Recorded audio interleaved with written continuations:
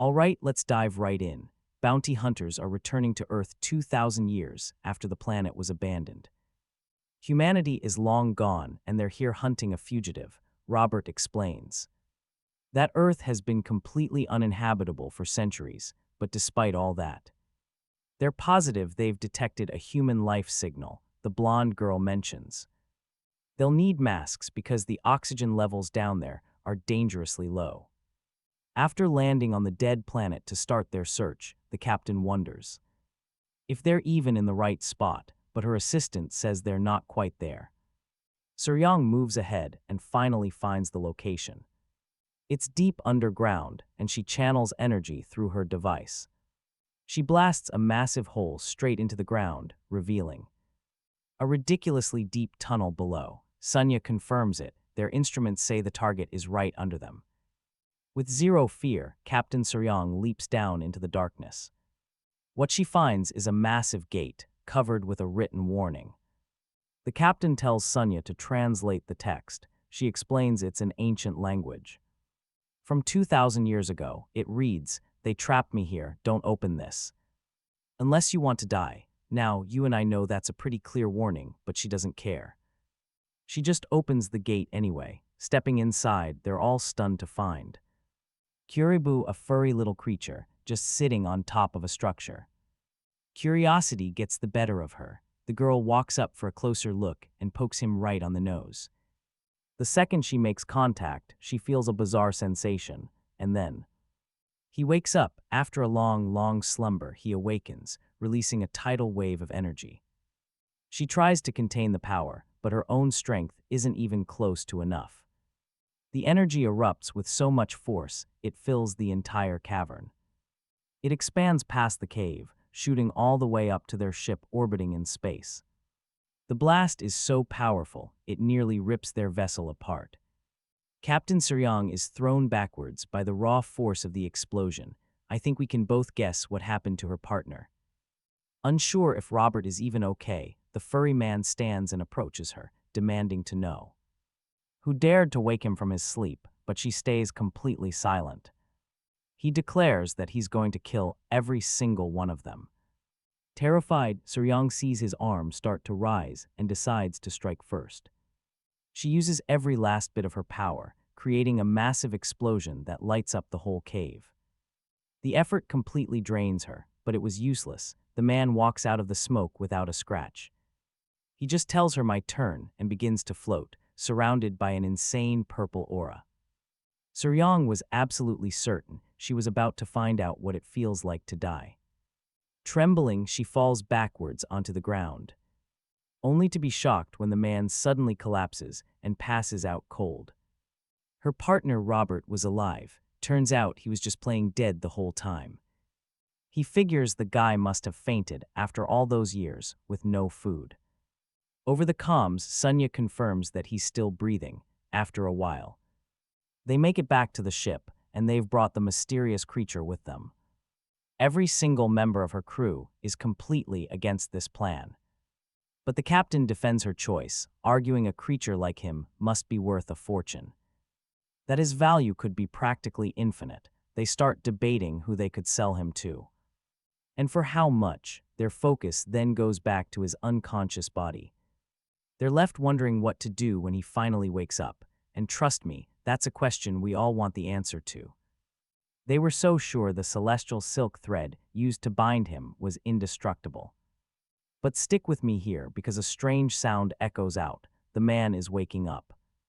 He lunges to attack, but Sunya simply offers him some food, remarking that sausages are a much better option than fighting. A wave of happiness he hasn't felt in centuries washes over him as he starts to eat, watching the starving creature. Seryong asks Sunya how she knew that would work. The girl replies that it was obvious. A starving animal, after centuries without food, would never ignore an offer like that. After stuffing his face, the man introduces himself. He's Lie Moi Jyn, and he quickly finds out they aren't tomb raiders, but bounty hunters. He's been isolated for 2 millennia. Now he learns what happened to humanity. They nearly wiped themselves out in a massive war, the few who survived.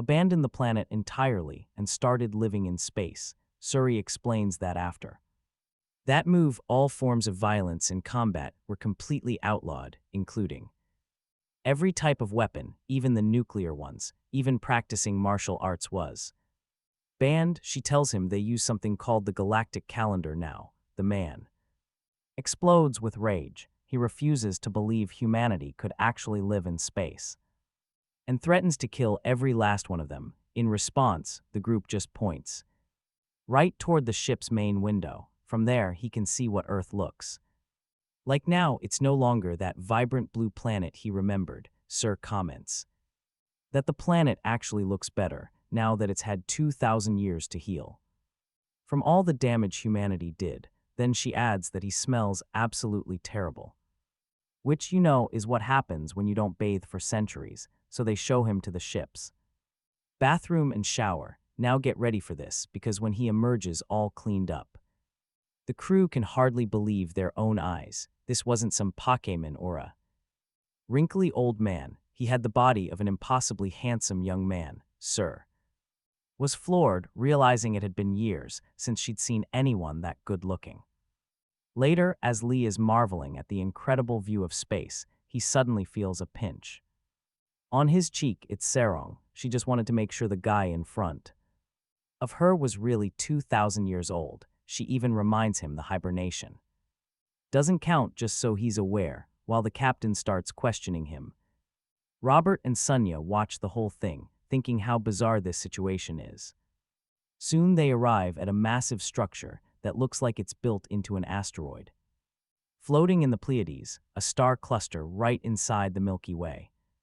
This building is an asteroid space tavern where everyone living out here comes to have a good time. Inside, there's an inn called the Wild Crane with people everywhere, drinking and eating below. But at one of the tables, Sonia is watching in absolute horror at a sight that completely shocks her. The new guy just stares right back, wondering what the big deal is. The unbelievable sight then becomes clear. Our guy is stuffing 6 hot dogs into his mouth at once. And there's another huge mountain of them sitting right in front of him. Robert whispers, asking how any human can possibly eat that much. Sonia just says he's been starving for the past 2,000 years. Robert gets even more worried and asks if he's planning to eat 2,000 years worth of food to feel full. Sonia tells him that, yeah, judging by the way he's eating, that's probably the case. Moments later, the plates are empty. He just stares at them, and you and I both know what that means. Probably expecting another order. Elsewhere, the keeper of the Wild Crane Inn, a man named Wang the 18th, is talking with Seryong, clearly intrigued. He just has to confirm, is she really looking for a broker? Seryong says yes. And it must be someone rich and tough, because the item she has to sell, it's unbelievably expensive and valuable. He jokingly asks her just how pricey it has to be to make the usually cool-headed blazing devil so worked up. Seryong then asks him what a full collection of 2,000-year-old martial arts manuscripts would be worth if they were all originals and all S-rank. Now pay attention, because those words make Wang's eyes snap open. His cigarette stops dead. He's listening now, really listening. He takes another slow puff of smoke, considering the impossible question she just dropped on him. A little while later, after the captain leaves, Wang is sitting there alone. One of the nearby guards asks him if what she said could possibly be true. The guard is in disbelief. S-rank originals from 2,000 years ago. The value would be beyond astronomical. Wang just keeps smoking, expressionless. And then he says it, the manuscripts are worth exactly 0 credits. The guard has to double-check. He's certain a collection like that is a fortune. But the innkeeper repeats himself, telling him again that the manuscripts are worthless. He explains that if they were real, just one book could buy an entire planet, and then some. So how could a mere mid-tier bounty hunter, like the Blazing Devil, possibly have a whole stack of them? And yeah, I know what you're thinking. He's decided they must be fakes. He tells his guard to stop daydreaming and kick them out of the inn. Meanwhile, Seryong returns to the table and asks where Sonya went. Robert tells her she's getting more supplies and asks how the meeting went. Seryong's eyes light up as she lies, saying the talk went great. She even claims that Wang promised to contact them the second he finds a buyer. But her attention is suddenly pulled towards something else entirely. In front of them, their new guy is lounging on a bench, surrounded by a mountain of empty plates. It looks like he devoured every last bit of food in the kitchen. The captain is in shock, hoping her eyes are playing tricks on her. Robert just says they're lucky he decided to stop eating at all. She puts her head in her hands, filled with regret, and tells Robert that if it wasn't for the huge payday, she'd handle this differently. But as she's talking, the tavern doors are thrown wide open. Every single person in the tavern snaps their head around to see who walked in. A group of men enter, and they radiate one thing: trouble. Seryong is on high alert. It's obvious she recognizes these guys. They're from a group called the Heavenly Demon Sect. Trust me, when you hear heaven and demon in the same name, it's never good. The leader of the squad immediately starts scanning the surroundings, clearly looking for someone. His eyes sweep over the profiles of everyone seated in the tavern through some kind of futuristic targeting lens. Seryong confirms it. The man scanning the room is the leader of the Red Wolf squad. He's a member of the Heavenly Demon Sect, and his name is Sanjin Wu. Robert agrees. All right, get ready. The Red Wolf platoon, inspectors for the Demon Sect, just walked in. He immediately asks why. Seryong explains they're trackers, which means they're hunting someone down. She whispers a warning to him: don't make eye contact with them, you don't want to get their attention. But it's too late. He overhears them talking and asks if they just mentioned a demon sect. Suri turns to face him, immediately suspicious of his interest. Our guy, still with crumbs of hot dog on his mouth, pushes the question. He asks if they could possibly mean the one and only Heavenly Demon Sect.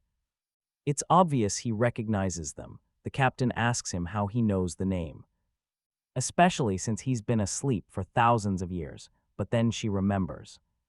The Heavenly Demon Sect would have existed way back in his timeline, too. Our guy just stares back, completely confused, and asks why people aren't fleeing. Why isn't everyone panicking at the mere sight of the Heavenly Demon Sect?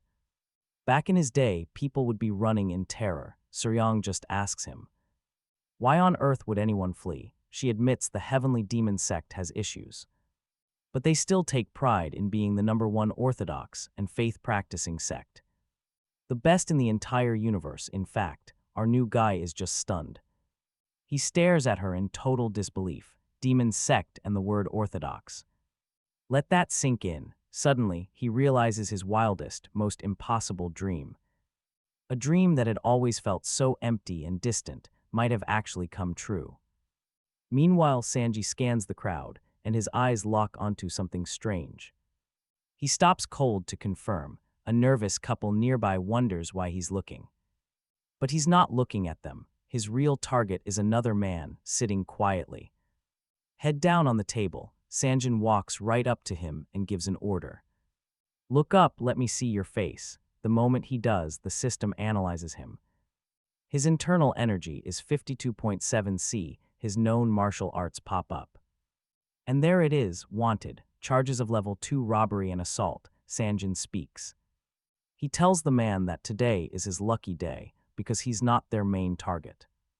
He orders him to head to the Martial Alliance immediately and go. Turn himself in or else, but mid-threat Sanjin just stops. He freezes. His eyes widen as he feels something strange, a hand. A hand has just landed on his head. Sanjin stares blankly, wondering who would dare. Who has the insane audacity to not only get near him, but to put a hand on his head. I know what you're thinking, and yes, it's our master who starts petting Sanjin's head like a cat.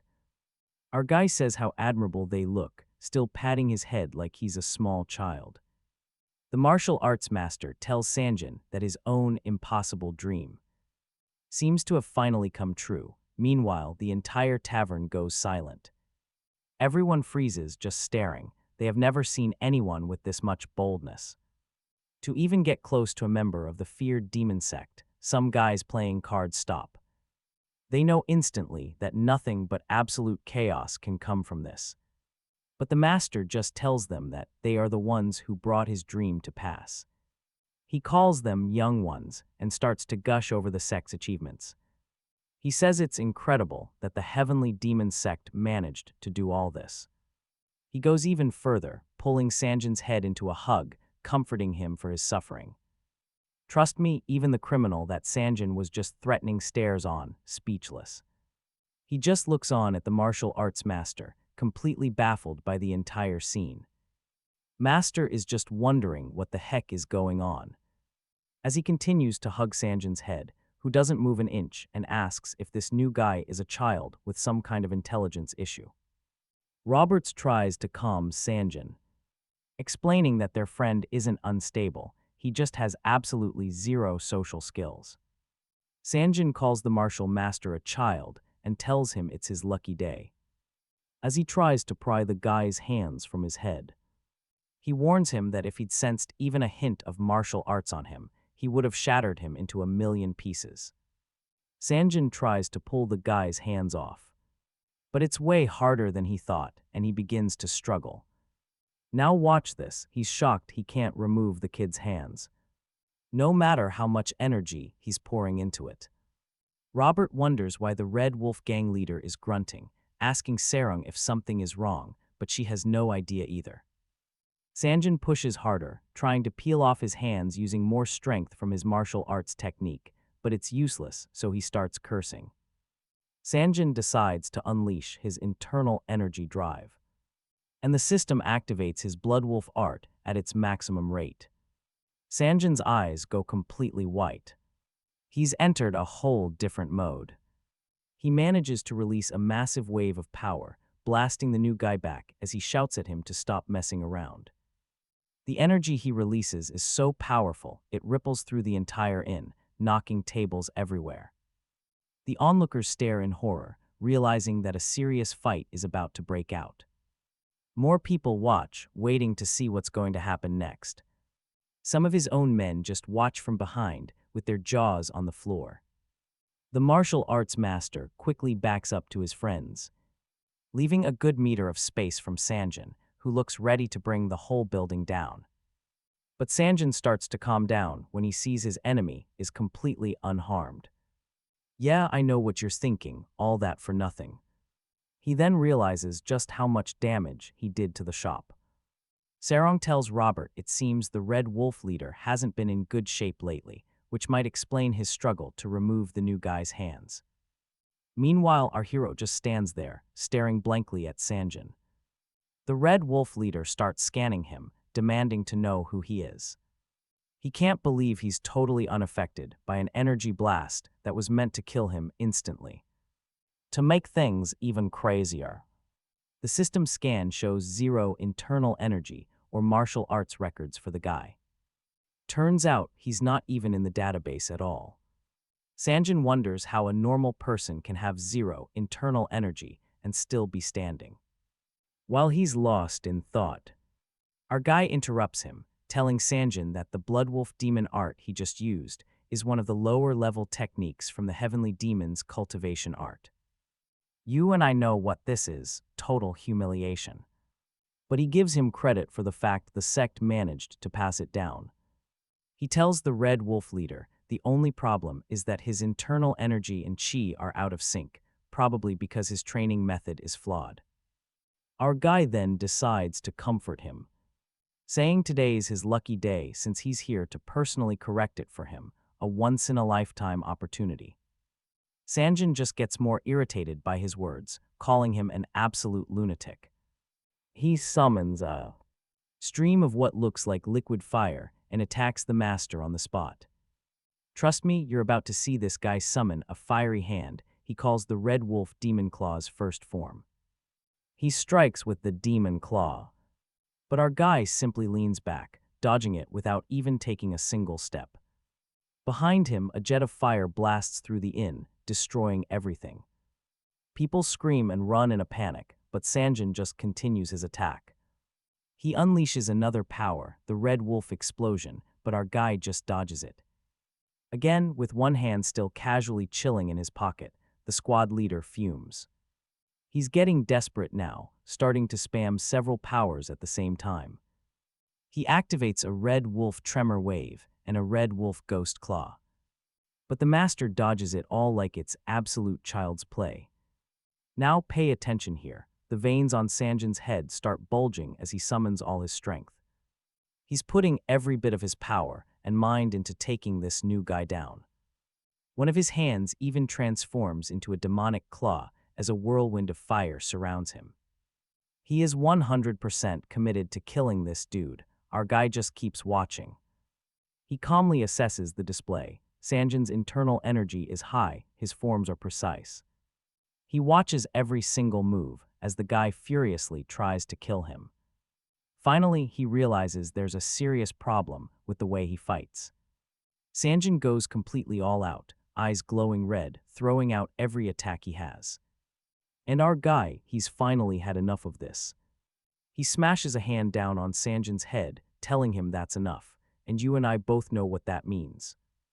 The impact crushes the red wolf leader's head like a marshmallow. His brain and skull are completely disfigured as Sanjin's body craters the floor. As he hits the ground, our guy coldly calls his martial arts crude. A huge hole forms where Sanjin's head impacted, looking like a disaster zone. Like a comet just smashed right into the inn, cracking the stone floor apart. The rest of the squad is frozen in shock, seeing their boss eating stone. Their mouths hang open, staring at the absolutely horrific scene before them. All the onlookers in the tavern are even more surprised, eyes wide, not expecting this. Suri and Robert are just as stunned. This is the first time they have ever witnessed a member of the prestigious heavenly demon sect get so demolished. Sanjin just lies there, his head buried deep in the crater he just made. Our guy stands over him, totally calm without a single scratch. Hands still in his pockets, he tells him he learned the skills, but he learned them like a parrot. He explains that true martial arts is not just about copying moves but adapting them and making them completely your own. After dropping that hard truth, he tells Sanjin to get up and try again. Sanjin, of course, remains in the hole, probably in desperate need of brain surgery. The martial arts master just gets angry, shouting at him to get up. The rest of the Red Wolf squad just stares on, completely speechless. What the hell just happened? They finally snap out of it, enraged. They demand to know who dared attack their platoon leader, calling him a brat. They charge forward with the full intent to kill, weapons drawn and skills ready. All their techniques are activated, but our main character just stands there, hands still in his pocket. A few moments later, we cut to the 32nd district of the Heavenly Demon Sect. And every single one of those sect members from the bar is lying on the ground, defeated. Still inside the tavern, we see more bodies with handprints literally crushed into their skulls. And trust me, the district commander watching this on screen is in total disbelief. He can't believe what he's seeing. Meanwhile, a medical bot scans Sanjin, who's out cold. It tries prying open his eyelids, just to check if the guy is even still breathing. He is, barely, bleeding from his nose and mouth, and definitely missing a few teeth. Sanjin and the rest of his crew get hauled away on stretchers. Members of the Heavenly Demon Sect quickly put up a do not cross line around the area, trying to stop onlookers from getting too close. The commander, Jang Redo, just watches this entire mess unfold, muttering that this is unbelievable. A senior elder of the district, Joe Chunrock, comes in to report. He says it's fortunate they only suffered severe bruising and their lives aren't in danger. Jang scoffs fortunate. All he sees are guys who have been beaten half to death. Men that look like they're going to need extensive surgery, and the worst part, they got completely dismantled by one single, unknown stranger. As he looks at the photo, the guy looks completely innocent in the picture. But little does anyone know, you and I know he's packing 2,000 years worth of knowledge and pure power. Jang asks again if their elite Red Wolf platoon was really destroyed by one stranger. He asks him if this unknown man is truly not registered anywhere in the Martial Alliance database. Joe tells him no, he's a ghost, but his companions were registered. Joe explains that they're a group of bounty hunters known as the S-Devil. They mainly take care of B-class or lower-level petty criminals. He tells Jang their leader is someone named Seryong, the Blazing Devil. Meanwhile, aboard the S-Devil aircraft, our new guy sits humbly at the table. He's got a napkin tucked into his collar with a knife and fork, expecting a meal. Across from him, Seryong and Robert just watch, trying to figure out what to do. Back at the Heavenly Demon District, Jang wants to know more about Seryong, the Blazing Devil. Joe says she's a pretty well-known bounty hunter. One who operates between both the orthodox and unorthodox worlds. They left the wild crane in right after the incident, but he says they can be tracked. He asks the commander if they should send a team to pursue them. But Commander Jang tells him not to bother, now pay attention, because he's going to handle this matter personally. Joe just stares at him, completely baffled by what that means. He bows and leaves, letting the commander think about his next move. The commander presses a nearby button, deciding to place a call to an ally. The system begins initiating a call with someone on the massive screen. The commander just waits patiently for the call to go through. Soon enough, a man who looks like a priest named Kim Bom appears. He's the leader of a group called the Greenwood Group, and he appears on screen. Kim smiles at him. It's been a while, he says, greeting him warmly. He asks the commander if there's a request. Jang frowns but stays quiet for a moment.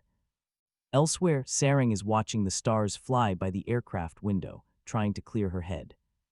Back in the 32nd Heavenly Demon District, the commander seems to have finished explaining everything to Kim, who asks if he'd like the Greenwood Group to handle the issue. And somewhere else in space, the S-Devil aircraft blazes forward. Inside, our guy is starting to get tired of waiting. All right, let's watch this master warrior wait for food that never seems to arrive, while Seryong and Roberts just stare at him. Not a single word, they just watch him, waiting. Sunya is still grilling hot dogs, and these two still haven't said anything. Robert leans over to the captain, whispering, asking if she's honestly as terrified as he is. Seryong gives him an irritated look and snaps back, asking what on earth he's talking about. But he reminds her she saw it with her own 2 eyes. He points out that Sanjin Yua and the entire Red Wolf platoon are rank martial artists. And our guy just slapped them all down with a single move. Seriously, one wave of his hand hit every single one of Sanjin's goons. Sent them flying, teeth scattering left and right. Roberts remembers it vividly. They looked like bugs getting swatted away, and he recalls one guy just smashing into a pillar. Seryong just stares at him, silent, then she finally speaks. She claims she could have taken them too if she was serious. After all, they might be a rank, but they're the weakest of the bunch. Robert straight up confesses that, unlike her, he probably would have only scratched them. And that's if he put his life on the line. He presses her, saying the master just swatted them away like they were nothing, didn't even break a sweat. Fed up, Seryong stops listening and storms over to our main character. She slams her hands on the table. He just looks up, totally unfazed. Wondering what her problem is this time, she tells him quietly that they need to talk. He just keeps staring at her, saying absolutely nothing. Finally, he breaks the silence, telling her he'll eat first, then they can talk. Seryong sits right in front of him, arms crossed, insisting they talk now.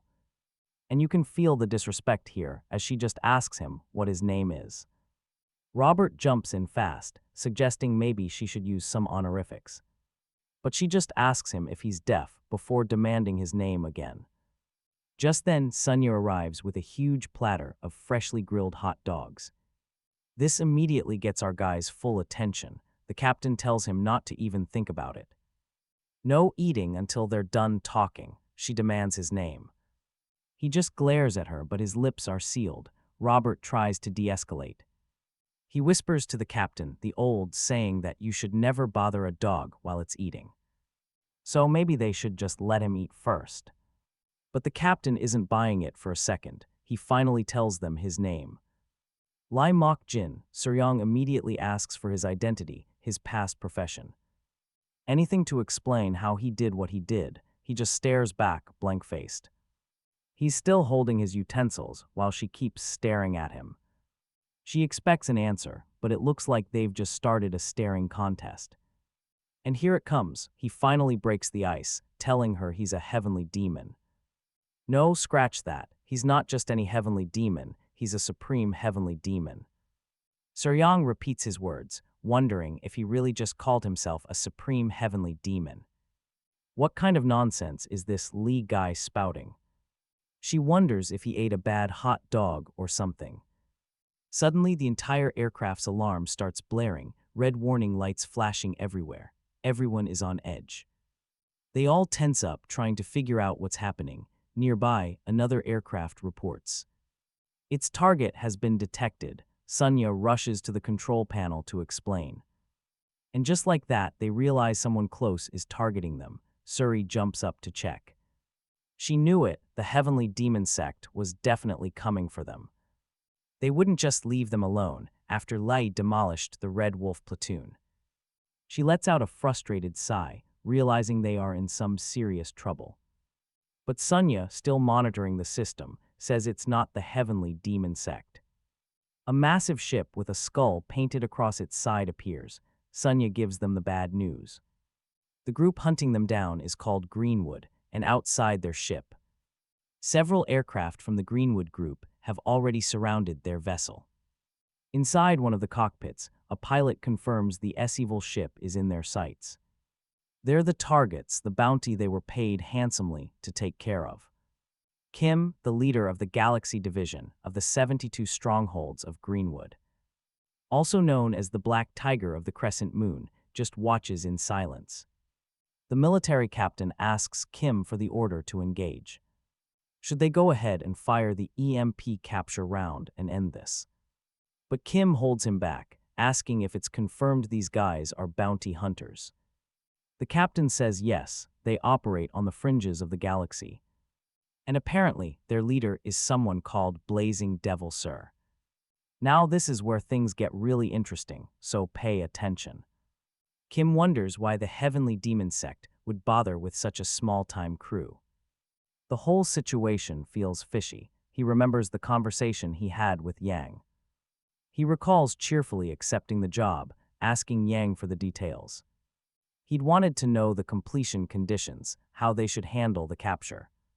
But Yang's response wasn't what he expected. Don't capture them, he said. Just erase them completely from existence. Kim's eyes went wide. He had to ask, did he mean he wanted them to kill the targets? And I know what you're thinking. This isn't a bounty, it's an assassination contract. The Black Tiger knows the Heavenly Demon Sect is far better at taking lives than his own crew. There had to be a specific reason they were entrusted with this mission. The captain just listens to his deduction, equally surprised by the thought. Kim hesitates for a moment, considering his next move carefully. He comes to a chilling conclusion. There must be a trap set for them. He's sure of it. Inside that S-Devil ship, something is waiting for them. And on that very ship, Seryong is staring out at the enemy fleet. She scoffs, thinking these Greenwood bandits are just here to rob them. But Robert tells her to think again. It doesn't add up. There's no way a group this large would mobilize for a poor crew like them. Seryong winces, not liking being called poor, but he's got a point. She tells him she gets it, but it still sounds weird hearing it out loud. Whatever, she still calls the Greenwood group a bunch of scumbag robbers. She boasts she'll beat them to a pulp if they dare get in their way. Robert just rolls his eyes at her claims, while Lee admires the enemy's fleet. Finally, Sunya cuts in, bringing some much-needed reality to the situation. And trust me, you and I need to hear this, because the scale is insane. This isn't just some random group, it's the Galaxy Division of the 72 strongholds of Greenwood. They've mobilized an entire division just to capture their tiny crew. The entire division was mobilized, and she asks if that means their leader Kim is here. Meanwhile, Lee just stares as the Greenwood ship scans them, exclaiming at how awesome it looks.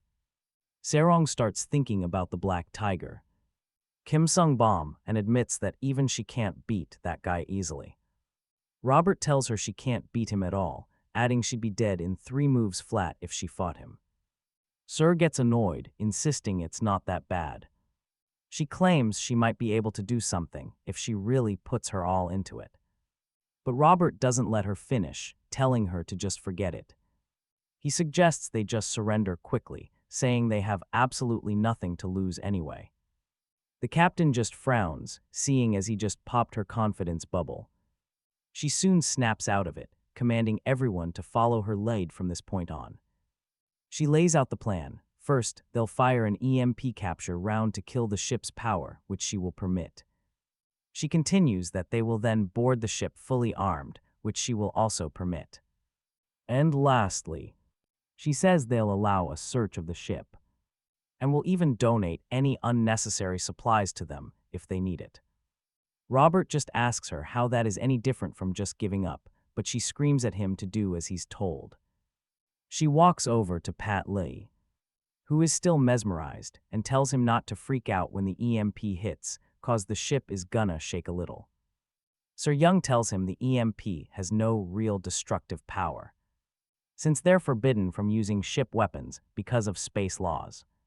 She smugly adds that it seems Lee didn't understand that, and just tells him to stay out of the way. They'll leave once they get whatever they want. She casually mentions that the only time she can't guarantee anything is if a fight breaks out and things get messy. Suri asks Sanya if she has a lock, telling her to brace for the EMP round's impact. And this is where it all goes wrong. Sanya suddenly screams it's not an EMP round, it's a photon cannon, as the system starts blaring a danger alert. No! This completely shocks Suri, who just whips around in total surprise. Sanya confirms they're using a ship-destroying photon cannon, which means they're actually trying to kill them. Sir goes on high alert, muttering that this is totally insane. Meanwhile, over on the Greenwood ship, the captain warns Kim that what they're doing violates space regulations, and it could cause them major trouble later on. He suggests that it would be smarter for them to capture their target and then dispose of them quietly. The division leader shuts him down, saying they can't because he's got a really bad feeling. He tells them to just blow the ship to smithereens and make things messy, since they can just push all the blame onto their client, the heavenly demon sect. Kim orders the cannons to be fired as soon as they're ready. At the same time, the tension skyrockets inside the S-Devil ship. Suri asks Sanya if they can warp away, but Sanya tells her it's impossible. They are completely surrounded on all sides. Suri then asks if they can use their shields, but Sanya says they won't work. Let that sink in for a second. They had sold some of the ship's parts just to cover living expenses. A look of pure horror washes over the captain's face as she freezes, totally clueless on what to do. Just a few moments ago, she had it all under control. Now they're about to be blasted into tiny bits. Over in the Greenwood ship, the captain tells the division leader that the photon cannon has been fully charged, and Kim orders them to fire. All right, let's watch this. The photon cannon powers up, firing on the S-Devil bounty hunters. They're just sitting ducks, waiting to be completely wiped from existence. Seryong and Sunjo can only watch as their final moments arrive. Robert lets out a desperate scream, and Lee just stares, totally clueless about the absolute chaos unfolding. A massive explosion erupts as the blast hits its mark, and it looks like this is the end for our bounty hunters. From his ship, Kim watches the aftermath. The explosion tears through the fabric of space itself. It's so blindingly bright that the light floods the bridge of his own ship. Suddenly, his eyes shoot open when something completely unexpected catches his eye. After the fire dies down, the S-Devil ship is perfectly fine, not a single scratch on it. Trust me, it looks like the attack didn't even faze them at all. And in front of their ship, a much larger, round vessel has appeared. It seems this new ship took the full impact of the photon cannon. It moved in just in the nick of time to block the entire attack, completely shielding the crew from the Greenwood's wrath. A woman in white armor, holding a white spear, materializes on top of the new ship. Suri, who's still clinging to Sunya for dear life, can only ask, "What is that?" A look of pure horror spreads across Kim's face. As he recognizes her, the 8-foot fighting ghost, Elena. Elena just stands there, spear held behind her, staring down the entire Greenwood fleet. Inside the S-Devil ship, Lee looks out the window, stunned by everything he's seeing. Right next to him, Robert and Sir are glued to the glass, just as curious about how in the world they survived. Meanwhile, Elena keeps her back to them, facing the Greenwood fleet, ready to deflect any incoming attacks. It's one woman and her ship against a dozen others, but nobody seems to be making a move. Kim's getting stressed, and I mean, can you blame him? He's wondering why Elena of all people just showed up. Elena just stares right back, waiting for his next move. On the Greenwood Bridge, the captain reports that Elena is using a terraformation-grade shield. They can break it if they max out the photon cannon's output and asks if they should recharge. Kim tells him there's no need to start an entire space war just to kill one cockroach. He says their opponent isn't someone they can handle so easily. So, he gives the order to set up teleportation so he can go speak with her personally. As they prep the device, he wonders why this monster suddenly decided to appear here. Meanwhile, Robert explains to the others that the 8-foot fighting ghost. Elena is an S-class bounty hunter who is so unpredictable that even the top leaders of most factions stay clear of her. He has no idea why she's here. And Sir agrees, saying she doesn't know either, but it's pretty clear she just saved their lives. She points out that if Elena hadn't blocked that cannon, they'd be space dust right now. A moment later, Kim teleports directly onto Elena's ship for a civilized chat. He calls out to Sister Elena, saying it's been a while since they last saw each other, but Elena doesn't say a single word. She gives him a blank stare, completely silent, probably trying to figure out who he even is. Kim continues, asking if she's really forgotten him. He introduces himself as her 55th younger brother, reminding her they met at their mother's birthday 2 years ago, but Elena just tells him to get lost. And trust me, you and I can both feel that sting. To talk, but he decides to keep his cool and stay professional. He introduces himself as the leader of the Galaxy Division from Greenwood's 72 strongholds, making it crystal clear he's not here as her brother. He minds business. Kim lays it out, telling him to get lost is the same as disrespecting all of Greenwood. And that's something he just can't accept. Elena just stares back cold and activates her martial art, preparing for a full-blown fight. Robert immediately clocks this. He points out that it looks like they're about to throw down. Seryong mentions that this isn't going to be easy, not even for Greenwood, because Elena is no pushover. She adds that dealing with Elena is tough enough on its own, but it could get way worse if her mother, Lioness, decides to join the party. Now pay attention, that name is important. Robert keeps watching Elena, asking what Seryong means by Mother Lioness. When Kim realizes things are about to get ugly, he jokes that Elena is the same as always, letting her fists do the talking. He raises up his hands in surrender, trying to dodge any trouble. He tells her to relax because he doesn't want to fight, but Elena stays in her battle stance. Kim thinks to himself that a fight here would be a massive loss.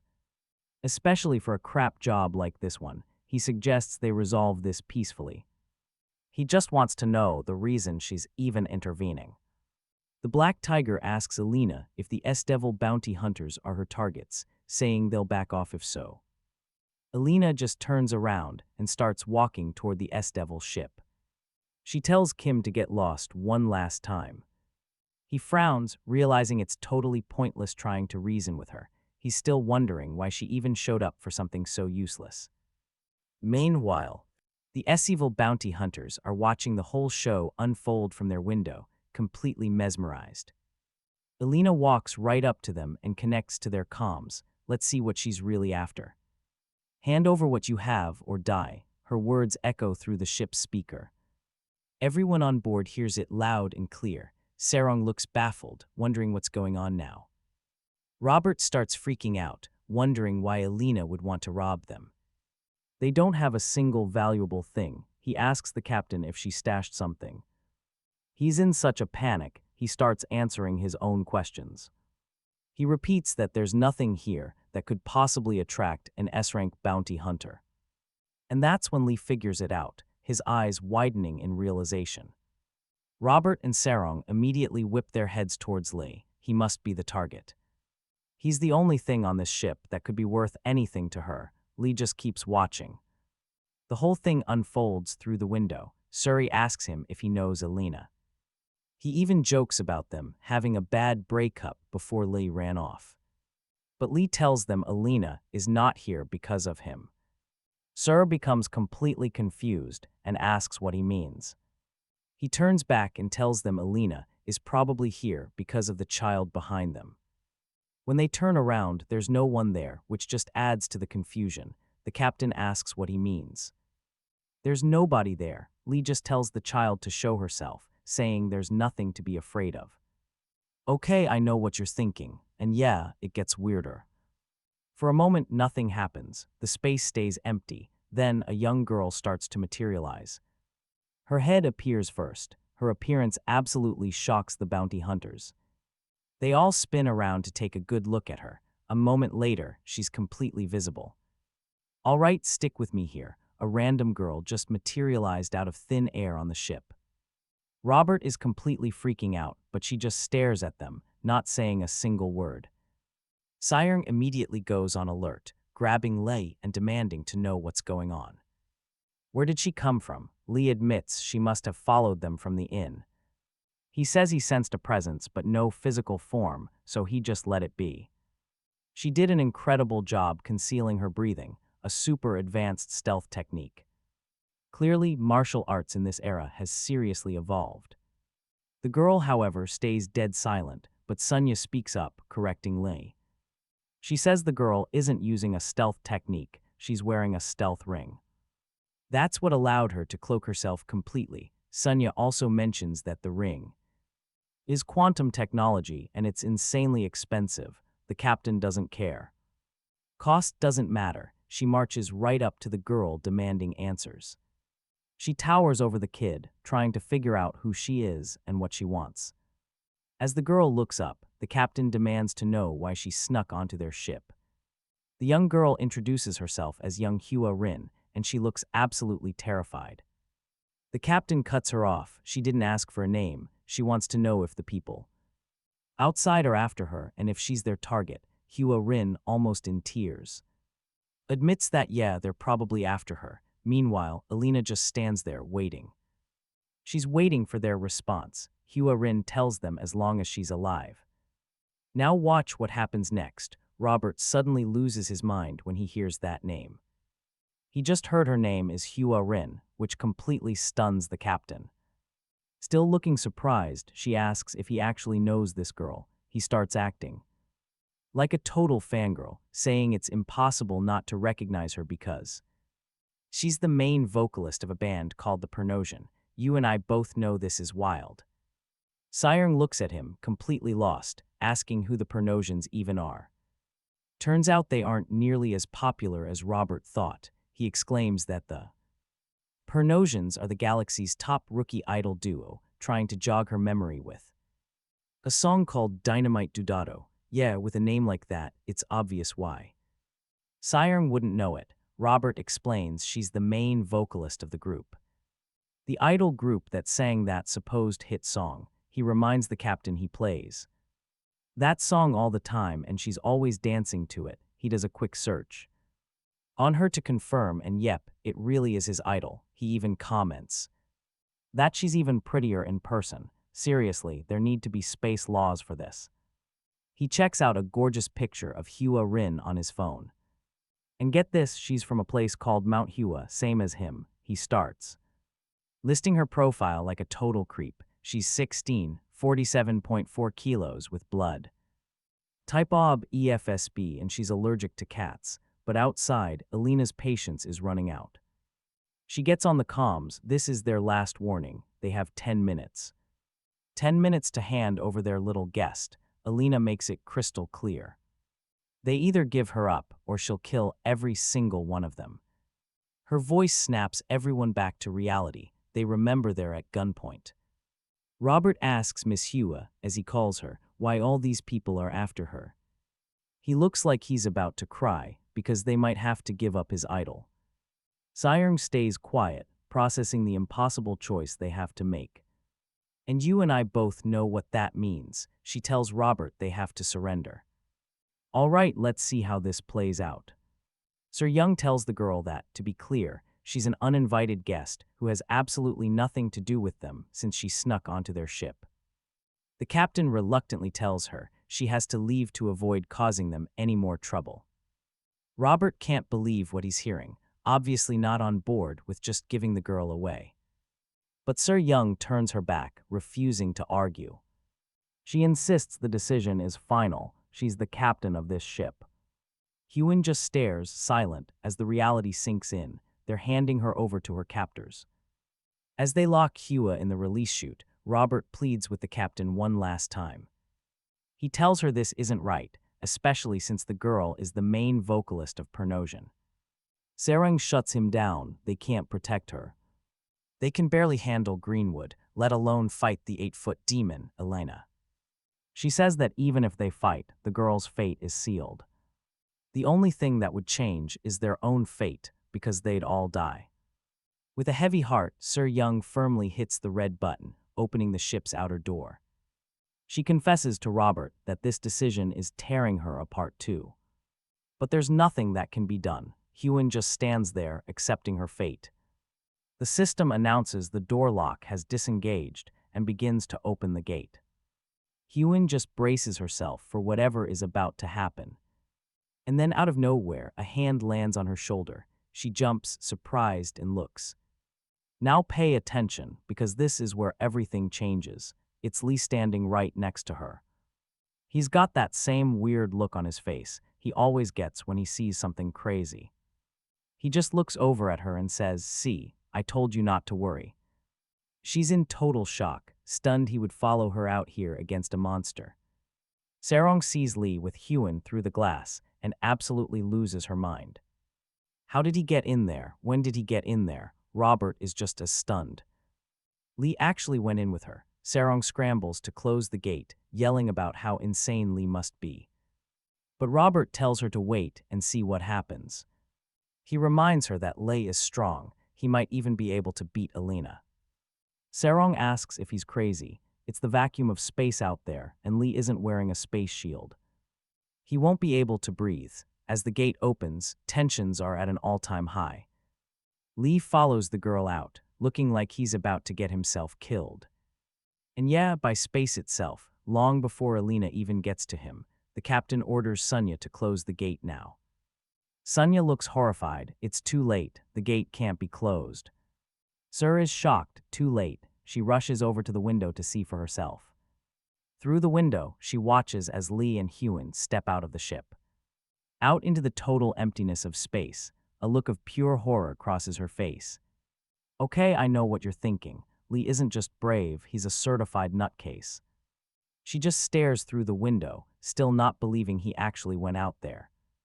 Meanwhile, Lee and Hua Rin float just outside the ship, heading straight for Elena's vessel. Hyun tightens her grip, bracing for the fight ahead once they reach the enemy ship. Lee still has a reassuring hand on her shoulder. She looks back at him. She thanks him for coming with her, for not abandoning her like the others. She warns him their opponents are incredibly strong martial artists and that he needs to be careful. But when she turns around, you and I see it at the same time. Lee's eyes are bloodshot. His face is completely blank. He can't breathe. He's starting to choke. All right, let's jump in as he tries to hold what little oxygen he has left, while Hyun just stares at him. She becomes alarmed, wondering what's wrong, and asks him what's going on. She tells him not to tell her he came out here without a shield. Lee starts to cough, flailing his arms wildly, trying to get back to the ship. But it's no use. Hyun watches in total shock, realizing he really doesn't have a shield and that her so-called savior is about to die. Lee keeps struggling to get back to the ship. But it isn't working, and Hua just stands there, completely unsure of how to help him. Meanwhile, Alina is watching both of them from her own ship. Kim and Alina look on, wondering what's happening. Suddenly, someone screams at Lie that it's 300 degrees outside, and the pressure would burst his organs in 10 seconds, asking why he'd even come out there. And this is where we realize our guy knows nothing about the rules of space. Lee keeps on coughing as his face turns a deep shade of purple. He waves his hands frantically, still trying to get back to the safety of the ship. His face becomes incredibly swollen and purple as he continues to choke. His eyes are now blood red and bulging, looking like they could pop out at any second. His eyelids begin to droop and close. It looks like he's finally fallen unconscious. But then the person who was just talking to him places their hands on his face. It's Seryong. She came out of the ship to try and save his life. She places a nano shield right on his face and activates it immediately. This should allow him to breathe in space, but when he doesn't move, she starts screaming. She yells at him to wake up and breathe, but he still doesn't respond. Getting scared, she asks him what he's doing and why he isn't moving. Suddenly, Lee snaps his eyes open and stares right at her. She lets go, breathing a huge sigh of relief that he's actually alive. She tells him she thought he was dead, then jokingly calls him a bastard. He tells her she worried for no reason, since he is the supreme being of heaven and earth. And nothing in this world can possibly threaten his life. Seryong just stares at him, stunned. I mean, can you blame her? That was definitely not the thank you she was expecting. Lee looks over at Alina's ship and notices Huan, the one he was trying to save, has already made it to Alina. He turns to Seryong and asks how he can get to that ship. Inside, Robert also breathes a sigh of relief seeing that Lee is alive, happy that Seryong wasn't too late. But Sunya bluntly tells him that she was actually very late to the party. She explains that even the greatest master couldn't survive space without a shield for a minute. But Lee, he endured all of that for 6 minutes and 13 seconds. And the craziest part is that all of his organs are still perfectly normal. Meanwhile, Seryong helps Lee reach the ship, and Hua Rin is surprised to see him appear right behind her. Sunya tells Robert that Lee has somehow surpassed every single human limit. On the ship, Alina waits for Hua Rin and the others to walk towards her. Kim is still standing right behind her, even after she told him to get lost. Lee stands in front of them all, with Huan slightly behind him and Seryong farther back. Alina just stares at them with a blank expression, not saying a single word. Seryong watches Alina closely, and trust me, you can feel it, that 8-foot fighting demon's aura is no joke. It perfectly suits her reputation as a total fighting maniac. She then spots Kim standing behind Alina and realizes that their situation is way worse than she thought. Greenwood is also here. She tells Lee to stay out of it and walks toward Alina.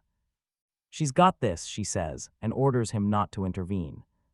She cooks up the fakest smile possible and waves at Alina. Get ready for some serious cringe.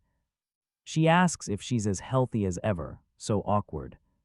She keeps babbling about hearing so much about them and says seeing them in person is even better. She introduces herself as Seryong, the leader of the S-Devils.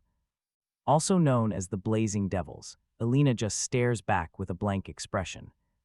Yeah, it's clear she's never even heard of her. Greenwood gets only silence. Meanwhile, a terrified Hua Ren grabs Lee's hand. He immediately notices. Feeling her touch, he looks back over his shoulder. Hua Ren is obviously petrified, looking like she's completely forgotten how to breathe. He tells her there's no need to be nervous, reminding her that he's right here with her. But Hua Ren tells him that Alina isn't human, clearly terrified of what she could do. Now listen closely, because this is why everyone is shaking in their boots. Alina is a fighting ghost, traveling the world since she was young, hunting for worthy opponents. And apparently, no one who's faced her has ever survived the encounter. She's so obsessed she built a spaceship as a fighting arena just to travel and battle. Lee, however, is impressed by her resume, calling Alina a remarkable child.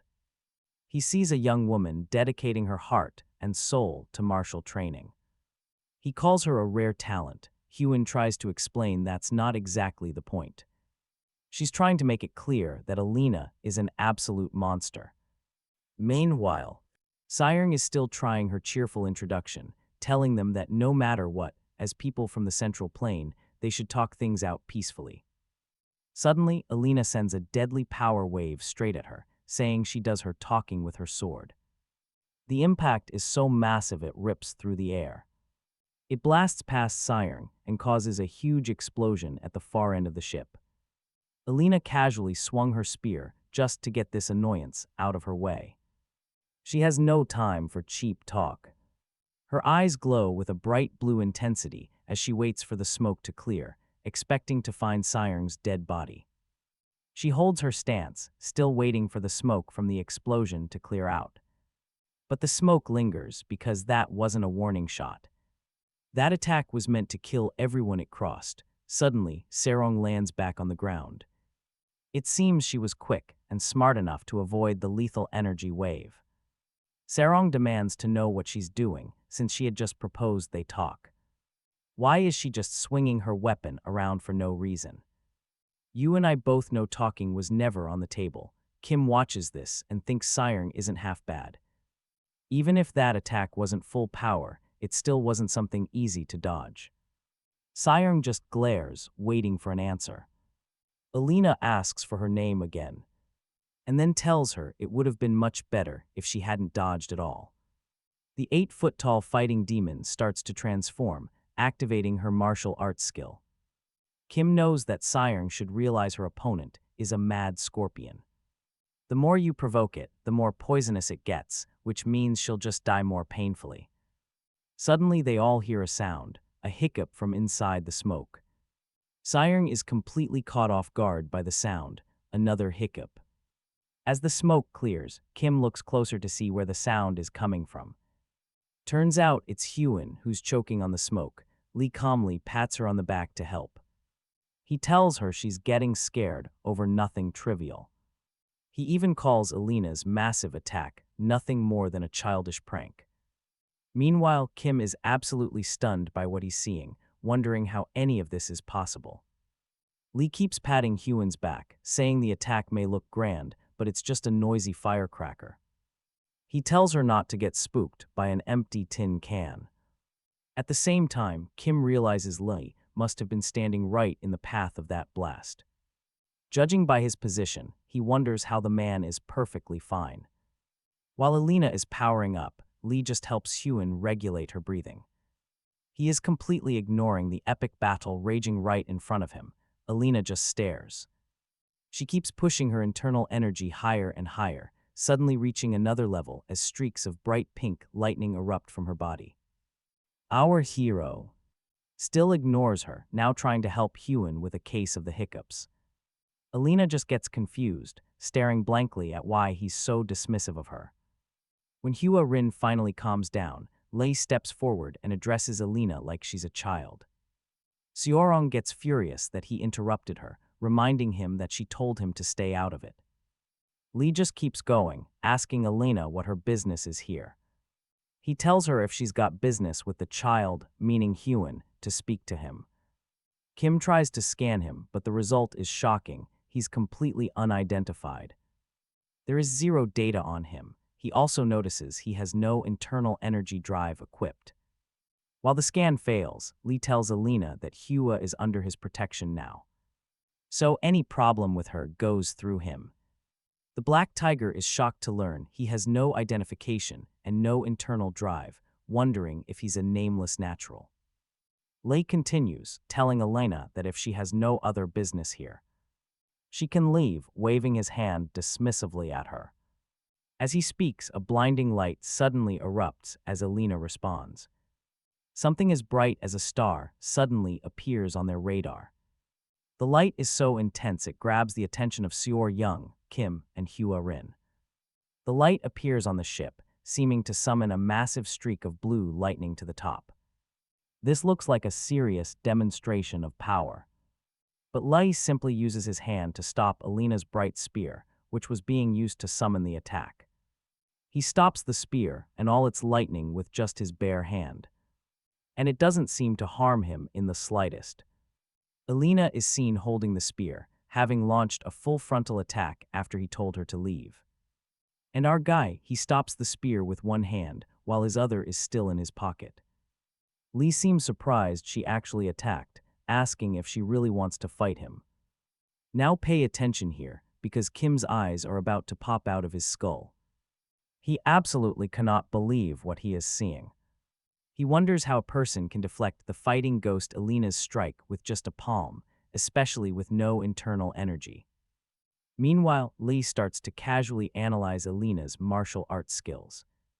Just like he always does, he tells her it's odd to be using the Diane Kang sect's radiant sword technique with a staff, while also channeling the Shaolin's great Brahma divine art for her internal energy.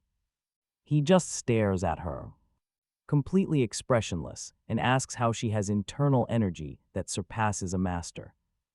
3 cycles at her age, he's wondering if she just got ridiculously lucky. Now in this world, cycles are a measure of martial arts power. Each one represents a massive 60 years worth of internal energy. So she's packing 180 years of power, but while he's analyzing, Alina starts cranking her internal energy drive even higher. 90%, lightning starts exploding from her body as Lee just stares. He's in shock not just at her 3 cycles of power, but that she can switch her internal energy to the legendary Wang's red sun art. He finally takes his hands out of his pockets, watching her push it to the absolute limit. She's now hitting 95% capacity. Meanwhile, Kim is just speechless. He's thinking, was Alina always this powerful, or is this something new? Lee just watches her in silence, wondering just how far she's willing to go. He asks if her plan is to go all out, and starts to activate his own power. His hands begin to glow with a burning light, but suddenly, the ring on. Alina's hand starts to shine and tingle. She holds her attack stance, ignoring it. She keeps pushing her energy output higher, and the ring glows even brighter. And then it happens. The ring lets out a sharp warning sound, and trust me, that is a very bad sign. We flash back to a memory of Alina speaking with her mother. Her mother tells her she won't stop her from going out to chase her dreams. Alina kneels before her mother, listening respectfully. Her mother permits any fight that helps her grow stronger, but with one condition. She is absolutely forbidden from getting herself killed. Alina listens, head bowed. Her mother continues, reminding her of her own strength. She says there are less than 10 martial artists in the entire world who could even hurt her. And even those legendary fighters couldn't push her to the brink of death. She reaches out for Elena, who remains in a submissive bow.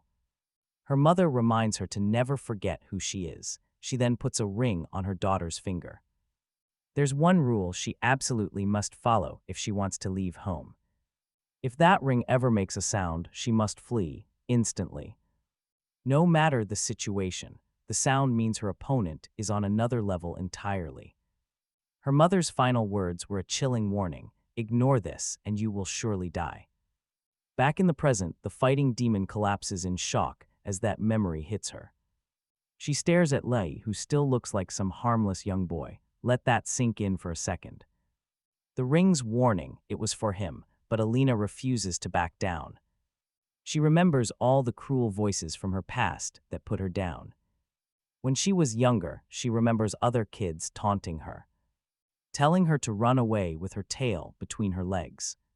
She remembers them sneering, telling her to know her place, asking what she could possibly do. She hears their voices telling her to just hide away and live quietly. She remembers being just a small child, lost in a sea of her mother's other children. And she recalls her mother telling her to greet them because they were her siblings. Her mother explained that they all had different fathers, but they were all born from her. She remembers standing all alone as her mother told her something else. That they all needed to stay close since they all shared her blood. But then she remembers one of her siblings asking, what was her name again? Right now, Alina decides she's done running. It's time to fight to the bitter end. She pushes her energy drive from 98% to 100, then 110, all the way to 120%. A feat that should be completely impossible. The 8-foot fighting demon generates an incredible amount of raw power, and the entire ship is practically set ablaze by the energy alone. Lee just frowns, watching her, looking a little more alarmed by just how far she's willing to go. Seryong is watching in total shock, and so is Kim. Our guy just waits for her to do her thing, letting her complete the transformation. Her suit begins to morph into something brand new, and she looks like a totally different person. She's like some kind of panther, and her hands look unnatural. She's morphed into a high-level killing machine. Lee mutters to himself that she just used a skill he's never even heard of, because he's never seen anyone pull off a transformation with the transcendental awakening skill. He figures that martial arts must have evolved like crazy over the years. As he's lost in thought, Elena launches herself off the ground, flying right at him. Now watch closely, because our guy thinks martial arts have advanced maybe a little too much. He doesn't even move. Just stands there, hands casually in his pockets, even as Elena gets right up in his face and starts swinging her weapon.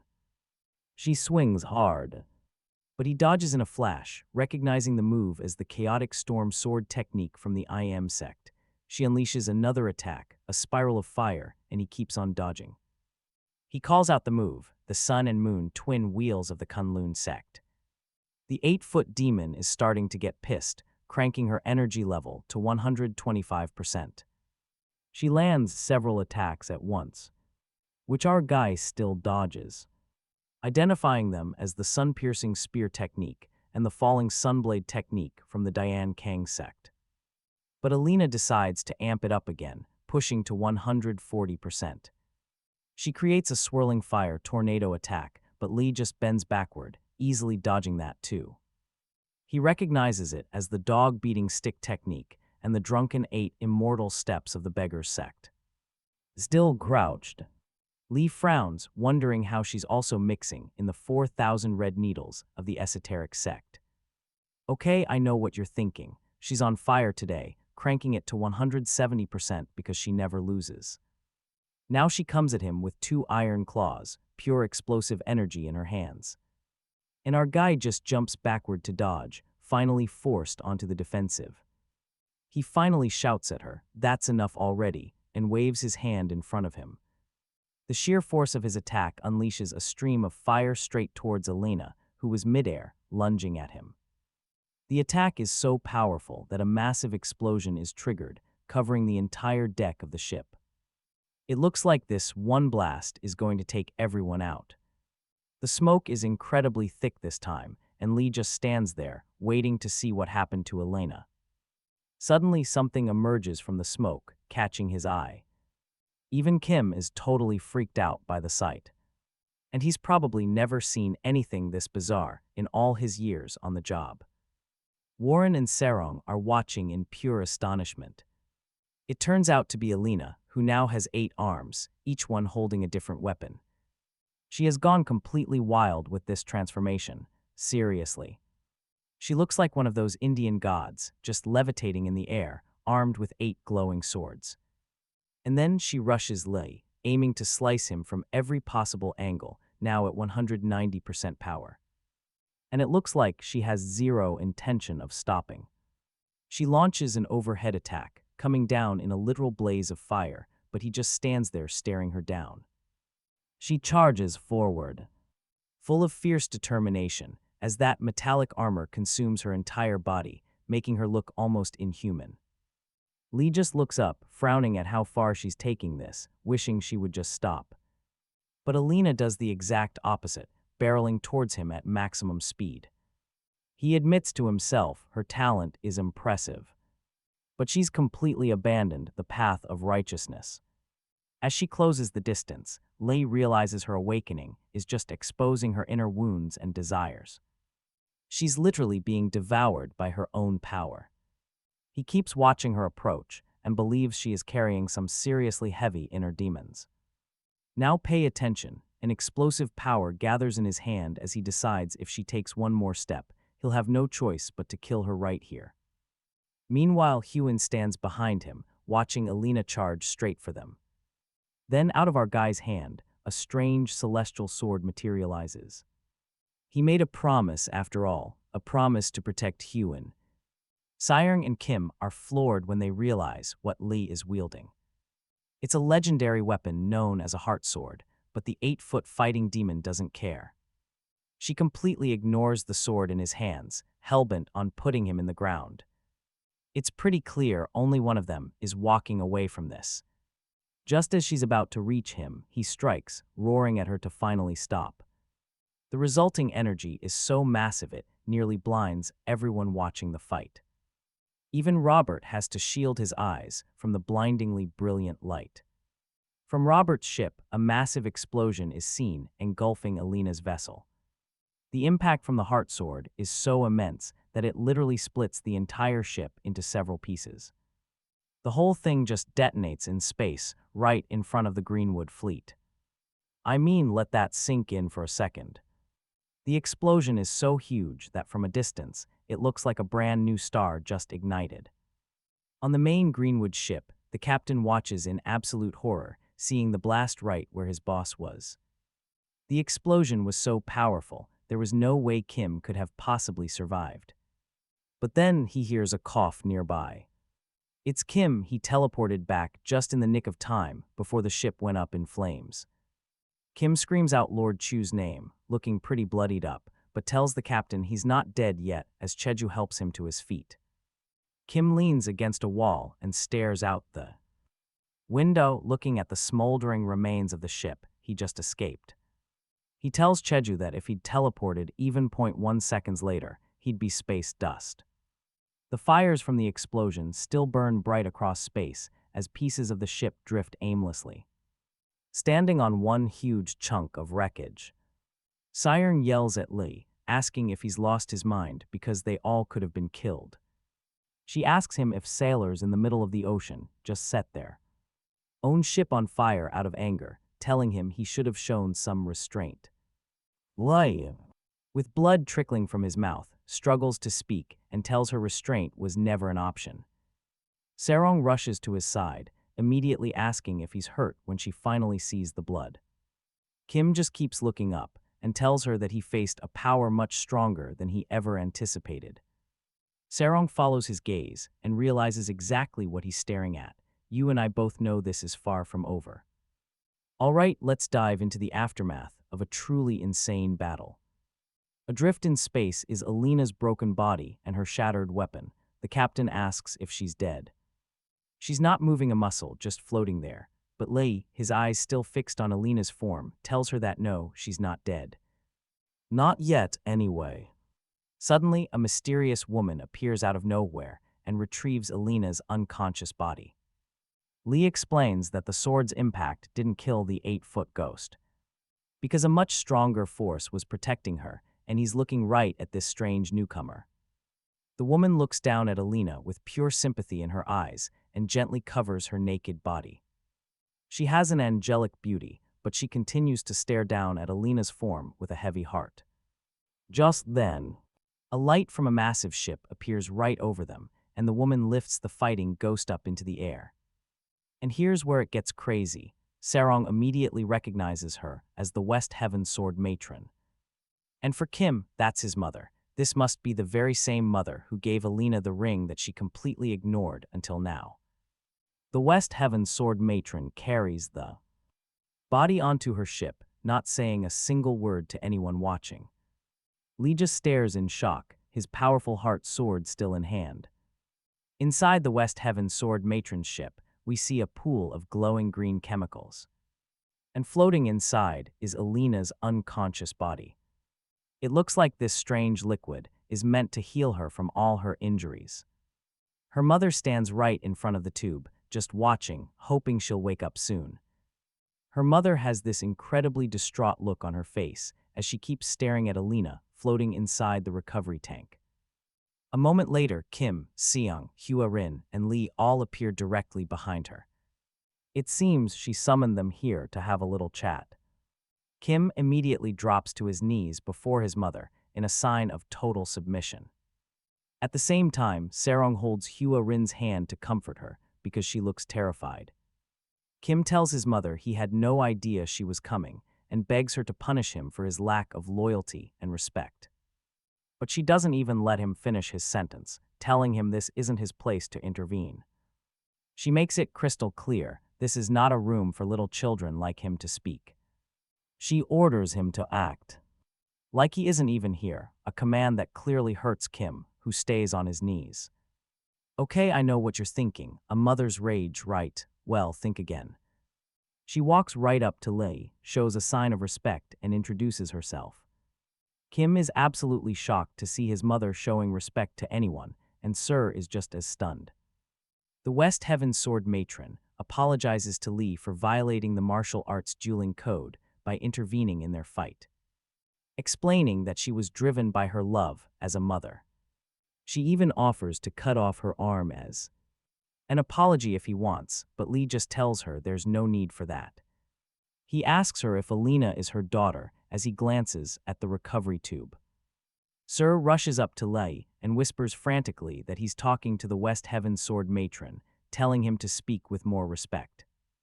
But the sword Matron simply answers him that yes, Alina is indeed her daughter. Lie responds that in that case, it's settled. Family always comes before any dueling code. Meanwhile, we can see the room is filled with dozens of other tubes, just like Alina's, all of them empty. Sir whispers to him again, begging him to speak politely to the woman. Because, as you and I just learned, she is one of the 5 immortals. Telling him the West Heaven Sword Matron's temper is so foul. She could just slice you in half with a single glance. But as she's speaking, something happens that leaves her completely speechless. You have to see this next part. The West Heaven Sword Matron herself gets on her knees and bows deeply to Lie. Suri is in absolute shock. Outside, the fleet from the 72 strongholds of Greenwood is still waiting on Kim. A little later, the West Heaven Sword Matron has a private talk with our guy at the top of her ship. She explains that her daughter's consciousness hasn't fully recovered, so she doesn't know the exact reason she attacked their group or Hua. All she could do was confirm Alina passed through Mount Hua right before coming here. So she was most likely hired by a client to hunt down Hua while she was at Mount Hua. Lie just stares into the distance, completely silent. She tells him she recognized the martial art he just used, the Demon Heart Sura sword technique, and calls him a revered master. And you and I both know this next question is a huge deal. Is he tied to the heavenly demon sect? Lie avoids a direct answer, simply saying he doesn't know. He says there was a deep connection once, but time has passed and nothing is certain anymore. He continues, saying that time corrodes even the strongest bonds as if they were nothing more than iron. Meanwhile, Hua Rin and Seryong wait nearby. Our guy adds that time also dissolves connections that are dearer than life itself, as Kim eavesdrops from inside the ship. The West Heaven Sword Matron just stares at him, lost. She can't figure him out at all. She thinks to herself that he truly is an extraordinary man. His internal energy and martial arts are both perfectly refined, without a single trace of being artificial. She wonders how that's even possible, since that level of mastery was only seen during the peak age of martial arts. Kim ignores her, his gaze fixed on the horizon. The West Heaven Sword Matron studies him, considering that he looks like he's in his early 20s. Could this be some kind of rejuvenation technique? Breaking the silence, she asks if she can make a request. She's still calling him the revered master. Lie reads her mind, asking if she's proposing a real fight. Okay, I know what you're thinking, and yeah, he's just that good. She's stunned he saw right through her. He tells her that while she may be polite, every single word she speaks is dripping with murderous intent. Like a sword being sharpened on stone, growing deadlier by the second. The West Heaven Sword Matron compliments his sharp senses for catching her quiet thoughts. He tells her he's never refused a challenge, but he gives her a warning. If they fight, one of them is guaranteed to die, the only problem. The one left standing will be so severely injured because something too strong has no room to bend, it just breaks.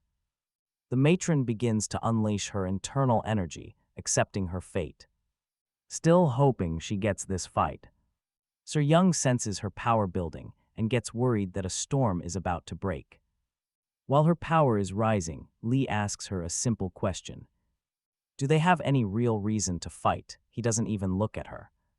The West Heaven Sword matron is completely caught off guard by his words. He tells her they can always fight later if there's a good reason. Because right now, he's way more interested in seeing the rest of the world. His words actually make her pause her awakening. She's intrigued. And just like that, she stops her transformation and agrees to his offer. Meanwhile, the West Heaven Sword matron's ship and the Greenwood fleet are spotted all over the area. A few moments later, the S-Devils finally leave the area. It seems Lie and the West Heaven Sword matron have finished their little chat. Later, Kim is having a discussion with his mother, and he finally tells her that the kill order came from the Heavenly Demon sect to stop a secret from getting out. Kim, still kneeling on the floor, confirms everything he just told her. She tells him she just can't wrap her head around it. Why would the Heavenly Demon sect want to kill the people on that S-Devil ship? And what secret is so important they don't want anyone to know? She points out that Lee clearly uses the supreme martial arts of their sect. It makes absolutely zero sense for them to want one of their own dead. Plus, she argues, why would a legendary sect hire Greenwood to do their dirty work? Kim informs her that there's been some new intel. Apparently, the Heavenly Demon's Red Wolf Squad was just annihilated by someone unknown. He suggests that maybe these events are all connected. But his mother just tells him there's no need to overthink it. She says that no matter what he imagines, he'll never figure it out. And yeah, you can tell that one stings Kim pretty hard. She orders him to just track their movements and report back. That's all he can handle. Kim immediately boasts that Greenwood prides itself on being the best trackers in the universe. He even tells her that he belongs to Greenwood's elite command. His mother just gives him a cold, silent stare, nothing else. Kim stays on his knees, just waiting for her to say something. She finally says she'll trust him to track them, but warns him not to interfere. She adds that she wouldn't want her child to get hurt. The black tiger's eyes go wide. That hint of motherly care catches him completely off guard. He just looks back and whispers, "Mother." It's pretty clear all of the West Heaven Sword matron's kids have some serious mommy issues. I mean, it's bound to happen when she has so many children. Right before she leaves, she asks him one final question. He turns eagerly, waiting. Trust me, you're not ready for this. She asks him, what is your name? Kim is just shattered. Back on the S-Devil ship, Hua Ren is hiding behind Lee as Seryong absolutely loses it, shouting and demanding to know what kind of mess she's dragged them into this time. Seryong is beyond angry, practically breathing fire as she speaks. She asks Hua Ren what on earth she did to get tangled up with. Greenwood, the 8-foot fighting ghost, Ililena, and worst of all, the Heaven Sword matron. She yells, asking if Hua Ren literally flipped the entire world upside down on her way here. Outside, the vastness of space is completely calm now. No more ships, no more legendary warriors trying to kill each other. Hua Ren looks down, sincerely apologizing for everything. She confesses that she honestly has no idea why all these powerful people are after her. She explains that after finishing her tour, she just returned to her hometown, Mount Hua. All right, let's dive right into this absolute mess of a meeting. They're all at the table talking, and Sunya's made a mountain of hot dogs for Lee. Hyun explains that back in her hometown, her own people suddenly tried to kill her. She says she basically ran for her life all the way to this place. Meanwhile, Lee is just inhaling about 7 hot dogs at once, completely zoned out from the conversation. He's already grabbing another 4 with his free arm, not hearing a single word. Seryong admits she has no clue what Hua Ren is talking about and turns to ask Sunya. But Sunya looks just as lost, saying she's also struggling to understand. Hyun goes quiet, not sure how else to explain her terrifying situation to them. All while Lei, in his feeding frenzy, sprays bits of meat everywhere. Suddenly, a stray piece of hot dog flies right into Hyun's open mouth. She tries to spit it out. Now watch closely, because this is where everything explodes.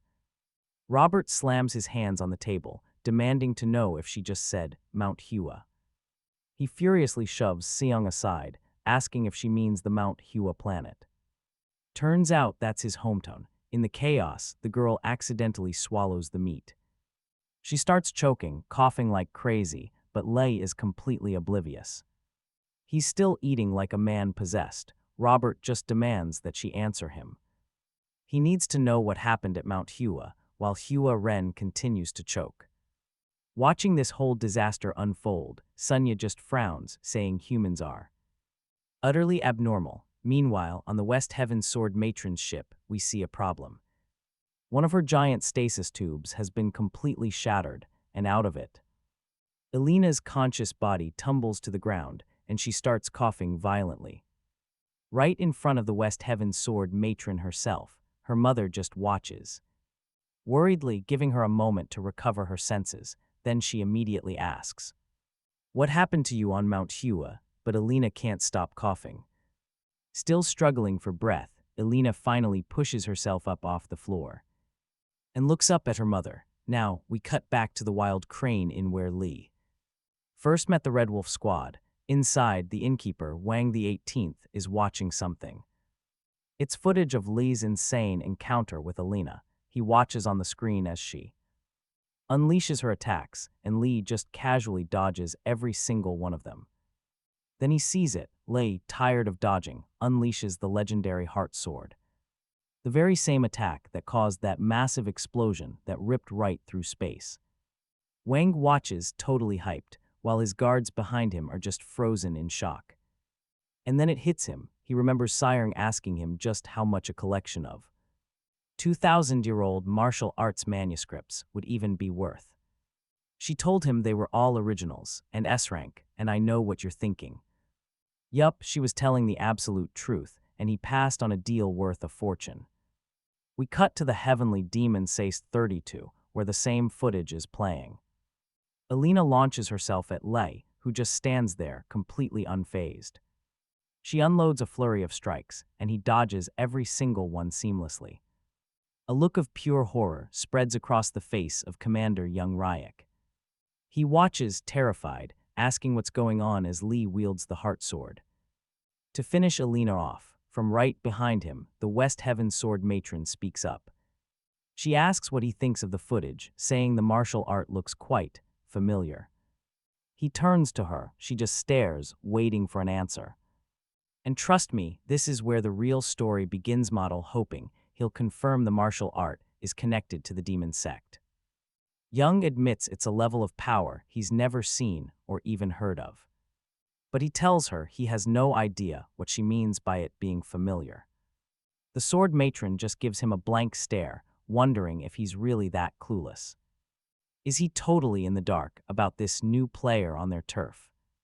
Young stares right back, sticking to his story that the technique is completely new to him. The sword matron thinks to herself that it really seems like he has no idea. He's completely unaware that the art Lee used is tied directly to their heavenly demon sect. So she switches tactics, asking why he was chasing our guy in the first place.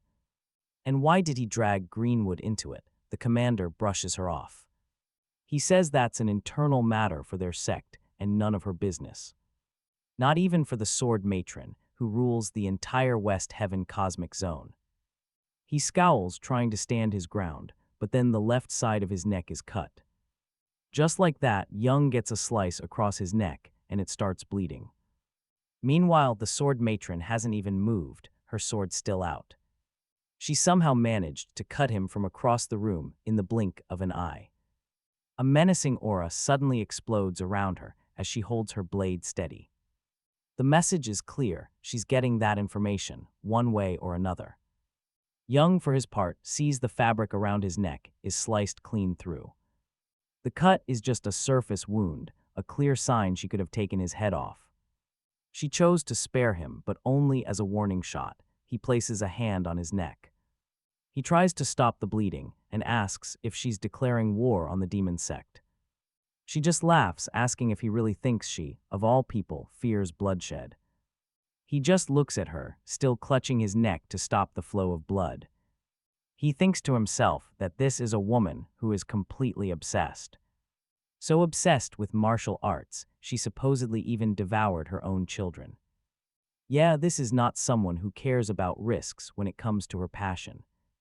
It's pretty obvious where her daughter Alina gets that fire from.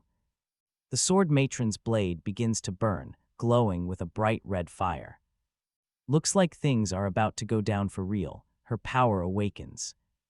A violent purple flame engulfs the room as she gives him an ultimatum: answer or die. Young tells her the choice is obvious. Because even if all 1,076 martial artists from his district attacked her at once, they couldn't even scratch the sword matron. So it's clear what he's chosen. He decides to die fighting. He ignites his own martial power, summoning fire into both his hands. He proposes they start the fight, fully knowing it's a suicide mission. He tells her to hurry up if she plans on cutting down all 1,076 of them. But the sword matron just smiles, genuinely intrigued by his sheer nerve. She thinks about the rumors, how the heavenly demon sect gets tougher every single day. Seeing this, she decides to let it go. She tells him the name of the technique. The one used by this unknown fighter thereafter is the demon heart Sura sword. Young, who was literally seconds away from fighting to the death, just freezes. He's completely stunned to hear her connect that technique to the demon sect. He asks what she could possibly mean by that, and now we get to the big reveal. She repeats that the technique that cut down her daughter was the demon heart sword. Sura sword technique, second only in the heavenly demon sect's martial hierarchy. The commander is stunned, telling her that's impossible. He says the demon heart Sura sword technique has been a lost art. For thousands of years, something that only exists in legends now. He insists no one in their sect has ever managed to practice it. She just scoffs, saying his lack of knowledge isn't her problem. She's told him what she knows. So she asks him, why did you choose to chase that specific man? She points to Lei's image on the screen, demanding to know why he was the target. Young just stares at her, debating whether or not he should reveal the truth. Finally, he admits they weren't after Lee at all. He points to Huan and says she was the one they were hunting. Meanwhile, in a place called the Taviatra orbiting star system, the S-Devils arrive at Robert and Huan's home, the planet known as Mount Hua. They cut through the atmosphere and head down. They reach Huaham County, a place that looks like ancient Japan. And this is where things get seriously creepy. The entire county looks peaceful, yet completely deserted. All the shops are abandoned, not a single person in sight. No matter where they look, the lights are on, the homes are clean. But nobody's home. As they get closer, Sir asks Huan what's wrong, why the land is totally empty. She wonders if maybe there's some kind of holiday going on. Robert looks around in pure horror. He says he doesn't think so, not with all the store doors wide open. They touch down and the camera confirms it. Stores are open, with market goods just scattered on the ground, completely unattended. Sunya tells them the town has over 10,000 people, but she can't detect a single sign of life. And yeah, you can see the moment Robert absolutely snaps. He grabs the captain, shaking her, insisting something terrible has happened. He shouts that they have to get down there right now. That something terrifying must have killed everyone or forced them to flee. Suri tries to calm him down, asking him why he's so agitated all of a sudden. He roars that Mount Hua is his hometown, screaming that they have to save it. Sir tries to break free from his grip and starts coughing, telling him to let go because she can't breathe. And as she struggles, tears begin to stream down Huan's face as she stares out at her empty homeland. She starts to sob while Lee just watches the silent scenery. He asks her what's going on, telling her to speak up if she knows why this place is deserted. She hesitates, and you can tell she knows way more than she's letting on. But before she can answer, Sunya announces she's detected a life signal. Those words cut through the despair, and trust me, this changes everything. The android tells them the signal is coming from the Jia Pavilion, right inside Mount Hua's main headquarters. Based on its location, Robert stops struggling with Suri, instantly recognizing the name. He says the Jia Pavilion is where the leader of the Mount Hua sect lives. Sanya confirms it, but adds that the life signal is strong. And it seems to be coming from just one person. Huan says nothing. She stays silent, but her expression says she knows exactly who they're dealing with. Later, they arrive at the Jia Pavilion that night. The building is massive, but it looks unnervingly eerie, shrouded in a strange smoke. They all pause at the entrance, wondering what kind of horrors this place could possibly be hiding. Sir looks back, startled by a loud clang, and trust me, you are not ready for who just arrived. It's Robert, rocking some kind of makeshift Iron Man armor, and she demands to know what he's doing. He growls that whoever is inside the Jia Pavilion had a hand in attacking his homeland. He has no plans to forgive a single one of them. Sir just asks if his combat suit is even functional anymore. She points out she thought he chucked it in a warehouse after being discharged and sold it for scraps. But Robert insists that once you're special forces, you're always special forces, boasting that he oils and polishes this baby every single day. As they get closer to a tunnel entrance near the building, the captain gets on the comms, asking for Sunya. She needs to know if Sunya is still picking up a signal, just to make sure this whole thing isn't a wild goose chase. Sunya confirms it. The life signal is getting stronger, and this is the moment you and I knew it was gonna get bad. She warns them it doesn't appear to be human.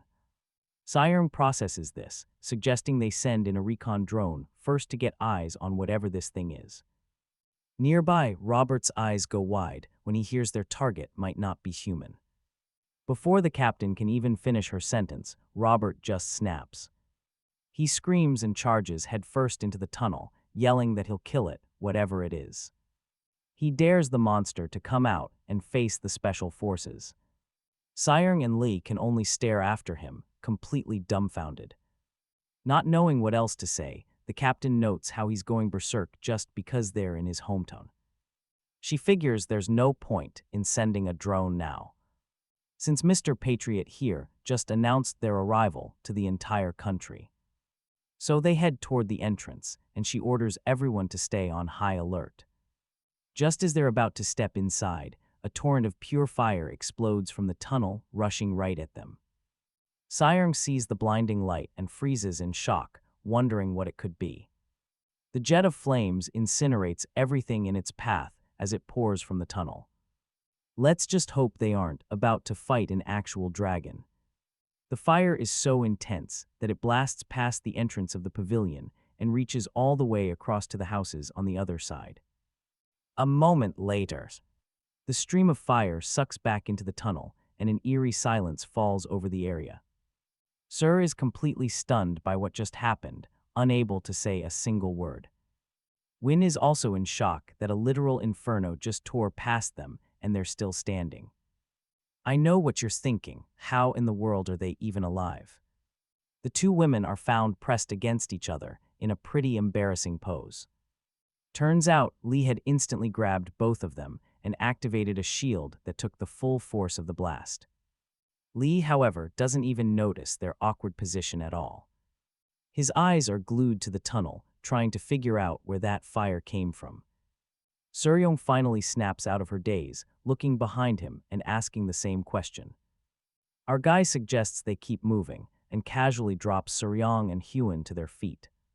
Seryong lands hard on her back with a loud groan of pain. Moving forward, they finally run into Robert, whose suit appears to be completely wrecked. Scorched black, they're all wondering if he's dead or alive. Seryong carefully moves closer. She asks for a sign of life, but he just stays completely frozen, like he's been roasted solid. The captain gets on the comms, calling for Sunya. She needs a scan now to check for vitals. Sunya immediately runs diagnostics. The results pop up he's fine. Luckily for him, his combat suit absorbed the whole blast. Seryong is still confused. If he's okay, why isn't he talking? Sunya has a theory. She thinks he's probably just scared witless, shocked into silence. The captain sighs. She realizes the problem and tells them to give Robert a minute to recover. Meanwhile, Lee is checking out the tunnel, wondering where that insane fire even came from. He looks up and spots a flash of pink lightning, and right here is where things get truly weird. As he looks closer, he notices something scattered all around the end of the tunnel. It turns out to be tiny pink flower petals, each one creating those streaks of light. A single petal lands in his hair, then instantly shatters from the slightest touch. He's baffled by how fragile it is, then suddenly the entire tunnel floods. Thousands, no, millions of glowing flower petals materialize from nowhere. They press on. They see all the petals are coming from a single source, a man sitting on a throne. And what they find is the leader of the Mount Hua sect himself. He just sits there, eyes closed, absolutely radiating with an overwhelming energy. It's like he has no idea they're even in the room. Lee frowns, trying to make sense of it. Seryong sees him too and asks Sunya if this man is the source of the life signal. Sunya confirms it. The signal is coming directly from him. He is the source and he must be the leader of Mount Hua. Sunya gives his title. Flourishing Blossom Sword Sovereign, Yongjak San. The name hits Seryong like a truck. She looks again, completely stunned to realize that this man is the legendary Sword Sovereign. The Sword Sovereign of Mount Hua. Lee reaches out and catches one of the plum blossom petals. He looks at it closely. He knows for plum blossoms to bloom from pure heat like this, it means the user has achieved the absolute pinnacle of the plum blossom technique. The plum blossom heavenly fragrance heart technique, as the petal shatters in his hand. It leaves behind a trace of purple. He wonders why they're blooming with a purple hue. He puts the pieces together. The purple means the heavenly fragrance technique has been merged with another martial art entirely, the purple mist divine heart. All the while Yang just sits there, ignoring them, pulsing with pink and purple light. But across the room, Hyun just stares at him, with tears streaming down her face. And in a broken whisper, she calls him, Dad. You heard that right, the Sword Sovereign lost to the world is Hyun's father. Lee stands frozen, just staring at Yang, realizing how bad this is. He thinks to himself that this situation just went from bad to a complete disaster. Yang remains on his throne, totally oblivious, trapped in his own world. Seryong walks over to Lee and asks him what's going on. He explains the problem. The plum blossom technique embodies the ultimate extreme of yang energy, while the purple mist art is the complete opposite, pure yin. Even the masters of Mount Hua can only ever choose one to master. He tells her extreme yang is fire, and extreme yin is water. Then he asks what happens when you try to mix them. He answers his own question, when a martial artist's desire surpasses their own limits. A demon takes root in their heart, and at that point, you and I both know they're not human anymore. All right, let me show you this. Lee begins to summon the heart sword, the same one he used before. And it looks like he's planning to take out Yang, who has been completely possessed by a demon. He yells at Seryong to get the others and run, because this place is about to be a war zone. This fight won't be an easy one. As he awakens his energy state, a pure aura fills the air. He tells her that in a battle like this, even he can't guarantee their safety. But before he can even strike, Hua rushes straight toward Yang. She calls out to him, Dad. Seryong screams, telling her to stop, to get away from that man. Hua completely ignores her warnings, not even slowing down. Meanwhile, Lee prepares to attack, realizing it's too late to move them to safety. Sunya can only watch in horror, wondering what's going to happen to that little girl. Okay, pay close attention. It's 2 seconds from 18 sound, and Sunya knows they're all in danger. But Hua ignores every warning and just keeps going. She reaches out to hug her father, who's still crackling with streaks of demonic lightning. The clock on Sunya's screen shows just 1 second remains until 18. Inside that tunnel, the girl embraces her father, and it seems the deadly energy isn't affecting her at all. Seryong's eyes go wide in disbelief. She stares in shock, but our guy just calmly watches to see what happens next. Suddenly, the blossoms and the light around the throne explode into a bright yellow, and then completely disappear. Yang stands up from his seat and hugs Hua Rain back. It's like he can finally sense her presence. He looks down with nothing but a father's love. He gently holds her head as he pulls her into an embrace. The captain is absolutely freaking out. He's yelling, asking what the heck is going on. How did he just switch from a monster to a loving dad? Sunya's voice comes over the comms, telling them all that this is normal. Because, she says, the world has returned to normal. Back on the ship, Sunya stares at her screen, and you and I are probably just as confused as Seryong is. The android just repeats her statement, everything is normal now. On the screen, the time shows it's a few seconds past 18. Meanwhile, in the city, people are walking around like nothing even happened. Sunya keeps scanning through the cameras, confirming she sees people on the streets. She's looking everywhere, and it seems that places that were deserted moments ago are now bustling. You've got couples walking around, people out shopping, and so much more. Sunya explains that it looks like every single person who disappeared has somehow returned. All the while, Yang continues to hug Hua. Seryong just stares at the scene before her, unable to process what she's seeing. She just can't wrap her head around how every missing person could reappear all at once. Lee, however, doesn't seem impressed in the slightest. He's not buying it. He's watching the whole thing unfold with a deep frown. Something is wrong. At the dawn of a new day, people wander the town, totally unaware it was a ghost town minutes ago. Robert, Seryong, and Sunya take a seat in a nearby restaurant. They're all clearly disturbed by everything that's just happened. Seryong asks Sunya why she never detected any life forms, questioning if the bioscanner was broken. Sunya, casually having a drink, tells her they already checked it together. They both confirm the scanner was working perfectly fine. The android connects to it again. She confirms that it's still normal, even as they speak. No errors. But as she scans the people, she notices something is horribly off about everyone around them. Trust me, you're about to see things get super weird. She tells them everyone here has their internal energy completely drained. From adults to children, not a single person shows any reading of internal energy. Robert figures it's not a huge problem, since they all look perfectly healthy. But Seryong can't shake the feeling that something is deeply wrong here. He brushes it off, saying it's fine since they thought these people were dead anyway. Then he looks around, declares he's hungry, and decides it's time to order. Robert waves to the waitress in the restaurant, trying to signal her over. Sir points out how he was making a huge fuss just a moment ago. But now he doesn't seem to have a care in the world. The waiter starts walking towards their table, and Robert gets ready, telling them she's on her way.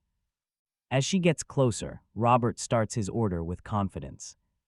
A double serving of noodles and a large special dong pork.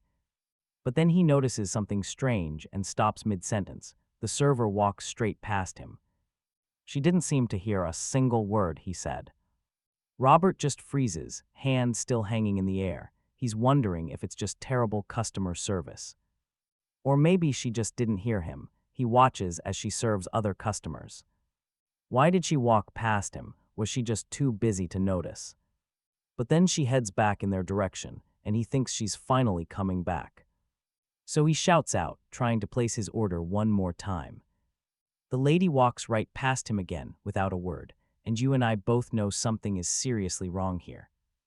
Robert's hand is still in the air, his jaw just hanging open in total confusion.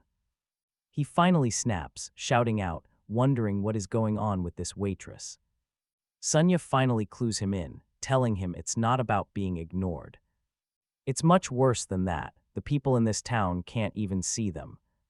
Sunya explains that no one in the entire restaurant has even looked their way. Even when they are standing right in front of them, people just pass by. It's like they're just another part of the background scenery. She says they are completely unaware of their presence, like they don't even exist. Sir gets a really bad feeling about this, but says she wants no part of it. She just covers herself up, complaining about the sudden cold. Meanwhile, we see Yang enjoying his early morning tea right after leaving Huan. He pours the tea from his pot into small cups and sits down to enjoy the quiet morning. He calmly sips his tea, enjoying himself, totally ignoring the guests right there. Nearby, Huan explains to Lee that he's not the type to be this rude.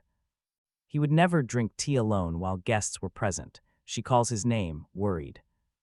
But he's completely oblivious to them, and here it is, the moment it all clicks together for us. She tells Lee he can't see them either, and that's why he's acting so strangely. Apparently, he's been this way ever since she returned from her tour. All the while, Yang just keeps sipping his tea in total silence. Huan tells Lee that the truly bizarre part is that he does all his work normally. He goes on inspections, eats his meals, and even tends to his gardens. But he does everything at the exact same time every single day. Like he's some kind of wind-up doll, Lei, looking completely spooked, walks up to him. He waves a hand right in front of Yang's face, but gets no response at all. Huan warns him it's useless because he can't see them, telling him to be careful. All right, stick with me here, because our main character Lei just missed a critical warning. And he snatches the cup right out of Yang's hands as Huan absolutely panics. She screams that he made a huge mistake and tells him to get back now. Lee's confused by her reaction and doesn't even see the sword Sovereign move. A blade is already swinging right for his neck for daring to interrupt him. But before the sword connects, our guy's insane reflexes kick in and he bends. He leans all the way back, dodging the attack as the sword whistles past him. He realizes it's about to go down. As he looks up, Yang is already striking. He directs the sword straight down, trying to pin Lee to the ground with it.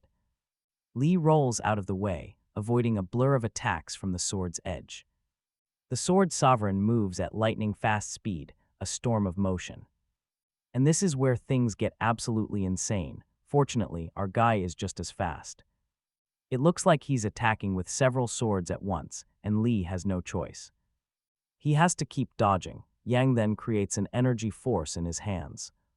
He's about to release a devastating blast towards Lee, right at point-blank range. Lee gets furious and decides that's enough, rushing forward with his own energy. He knows it's too dangerous to let that attack launch, so he rams his palms forward. He meets Yang's palm to cancel the technique and prevent a massive explosion. But the force released from their combined energy is just too strong. It creates a huge shockwave that rips through the room, almost hitting Hua. Watching the fight unfold, she screams at Lei, pleading for him to stop. The blast throws Yang backwards into the smoke, but Lee still stands his ground.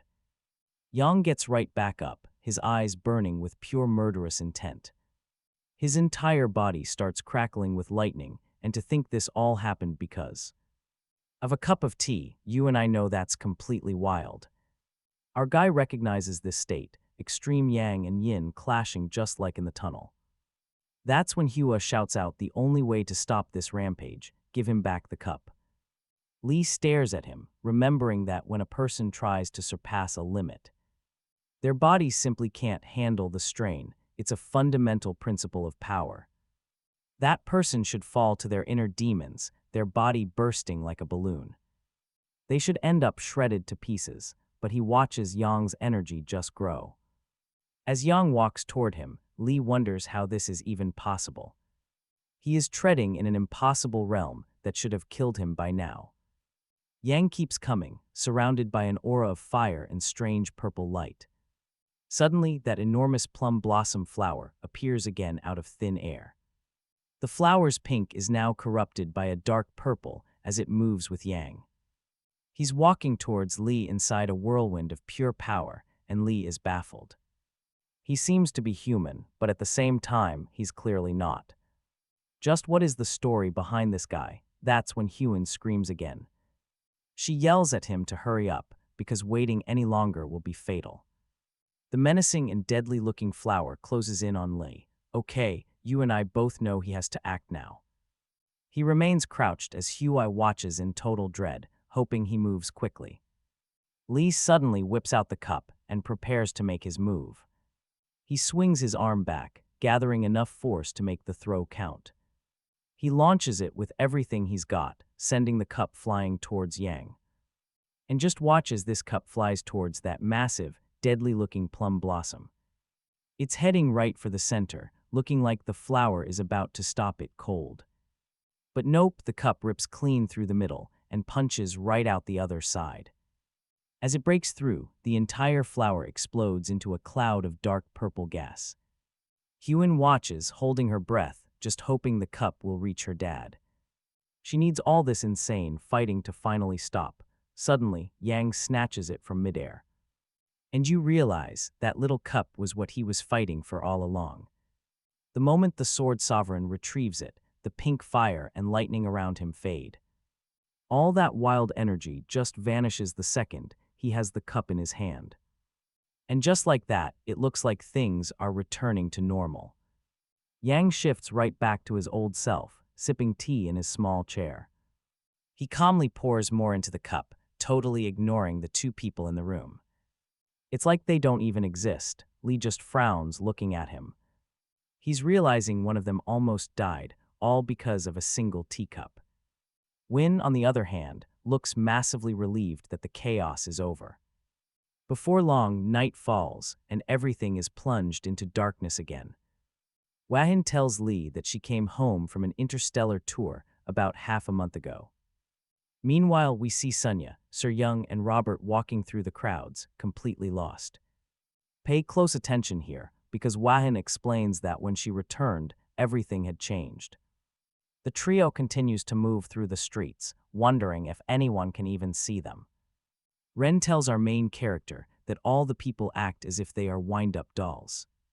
They just keep repeating the same things at the same time, over and over. Every single day in the exact same way. It's unsettling. Still on the streets, Robert reaches out and tries to stop a random man walking by. Win explains that another strange thing happens if you try to stop the townspeople.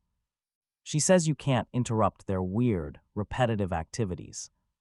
Down on the street, the man Robert touches just freezes on the spot, not even turning. Robert tries talking to him, asking what's going on with this planet. But the man seems totally busy, talking on his iPhone, completely ignoring him. Robert stops talking when he realizes the guy isn't responding at all. Then all of a sudden he gasps. The man has frozen solid. He's just standing there in the street, not moving a single muscle.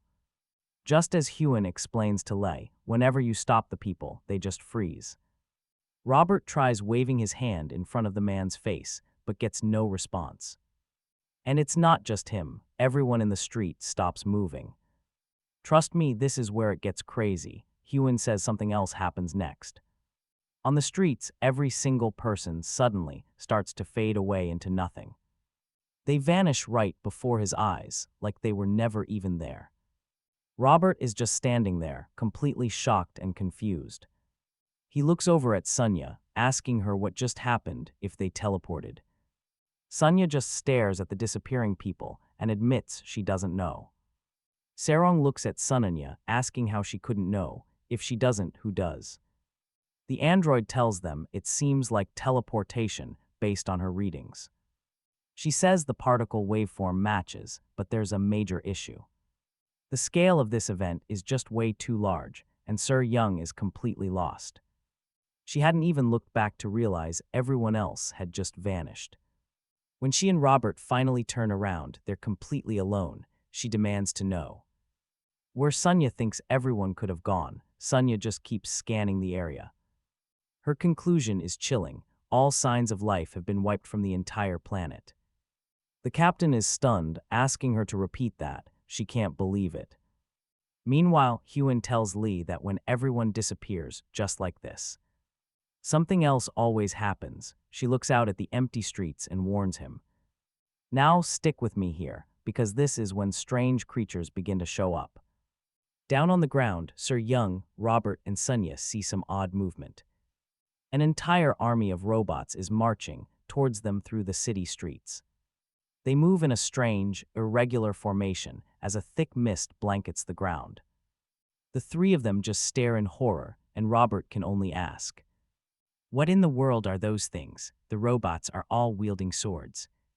They continue marching forward, their steps falling into a creepy rhythm. The mist gets thicker. And then hundreds of them are pouring in from every single direction. The captain admits she has no idea, but she knows one thing for sure. They are in a seriously dangerous situation. She's frozen to the spot. She can only watch the robots approach, completely trapped with nowhere to run. Still staring, she asks Sunya if they're androids. She also wonders why they all look so unfinished. Their entire midsections are basically just a single connecting iron rod. Sunya fires up her scanner. The verdict comes back: nope, not androids, they're construction droids. She explains they're just models made for simple jobs, like planetary development. Plus, they're early models, so they're equipped with low-capacity AI. In other words, their thinking ability is extremely limited. Seryong lets out a sigh of relief, saying she freaked out over nothing. "I mean, they're just construction droids," and Seryong reminds them. "The 3 laws of robotics say droids can never harm a human, but I know what you're thinking." Robert isn't so sure. He points out they're holding swords and asks what a construction droid needs those for. Seryong just brushes it off, saying they're probably just substitutes for tools. She confidently walks toward the droids to flag them down. She shouts that there are people here and orders them to move aside and find a different path. But one of the droids just dashes forward, aiming to shut her up for good. Before she can even react, it swings its massive sword right at her. It's trying to cut her clean in half, but she just barely fires off an energy blast. I guess AI didn't get the memo about those 3 laws. The force of the blast pushes her back, just enough to dodge the lethal strike. She glares at the droid, furious, yelling and asking if it's malfunctioning. Its response: several more of them leap straight at her. They're jumping around like freaking ninjas, swords raised high. They descend all at once, ready to slice her into a million pieces. To stop them all, she unleashes a massive energy explosion, a skill from the Ya Pavilion. And you and I just witnessed a battle that's about to shake this entire city. From a distance, Win and Lai see the huge blast rip through the buildings. She tells Lai, yep, these are the things she was talking about. They always show up when people vanish. All right, stick with me, because this scene is pure chaos. Hyun unleashes fire at the robots while Sunya clings on for dear life. And Robert, he just runs away like a total coward. Hyun tells Lee that these robots attack any living creature they lay their eyes on. Meanwhile, our trio leaps onto a roof. The robots immediately follow, hell-bent on ripping them to shreds. A massive swarm of them covers the rooftop and the ground below. It looks like there's nowhere to hide. Hyun explains to Lai she was attacked the moment she returned home from her tour. She glances over to where her father's T-spot should be. But when the sound of his departure fades, the spot is empty. She tells Lee that she wouldn't have made it out alive if it wasn't for her father. Back on his throne, Yang sinks deeper into his meditation. Hyun tells Lee that for some reason, the robots never go near her father. Now watch this carefully. Yang returns to his throne and casually rests his arm on it. The moment he sits, the entire place ignites with that same pinkish fire they saw when they first arrived. He quickly closes his eyes, and his surroundings are completely engulfed in the flames once more. As he goes deeper into his meditation, a bright pink light erupts from him. The plum blossoms appear once again. Hyun also tells Lee that if everyone else vanished, somehow, her dad would be the only one left.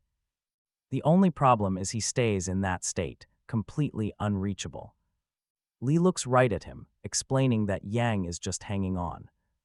She turns to him, confused, and asks exactly what he means by that. He tells her that her father is burning through his own internal energy. his very soul ready to face his inner demons if he must. It seems that's how he's managed to avoid being destroyed this whole time. Lee puts a hand on Hyun's head and tells her it seems there's something Yang is desperately trying to protect no matter the cost. He's talking about her. She just stares at her father, her eyes filled with pity, wondering what kind of hell he must be going through. Our guy mentions the Sword Sovereign's actions are actually quite admirable. And yeah, I know what you're thinking. He suddenly walks out, telling her to follow him so he can finally take care of this mess. The girl is stunned at his abrupt decision and asks where they are even going. He doesn't even turn back. He just tells her he wants to get a good look at the face of the scum behind all this. Meanwhile, back on the streets, Seryong, Sunya, and Robert run straight into a dead end. Looks like there's no choice left but to face the robots head-on. They are surrounded on all sides by droids, wondering what to do before they're all killed. The droids just stare back with eerie red eyes, and they definitely don't look like they're here to talk.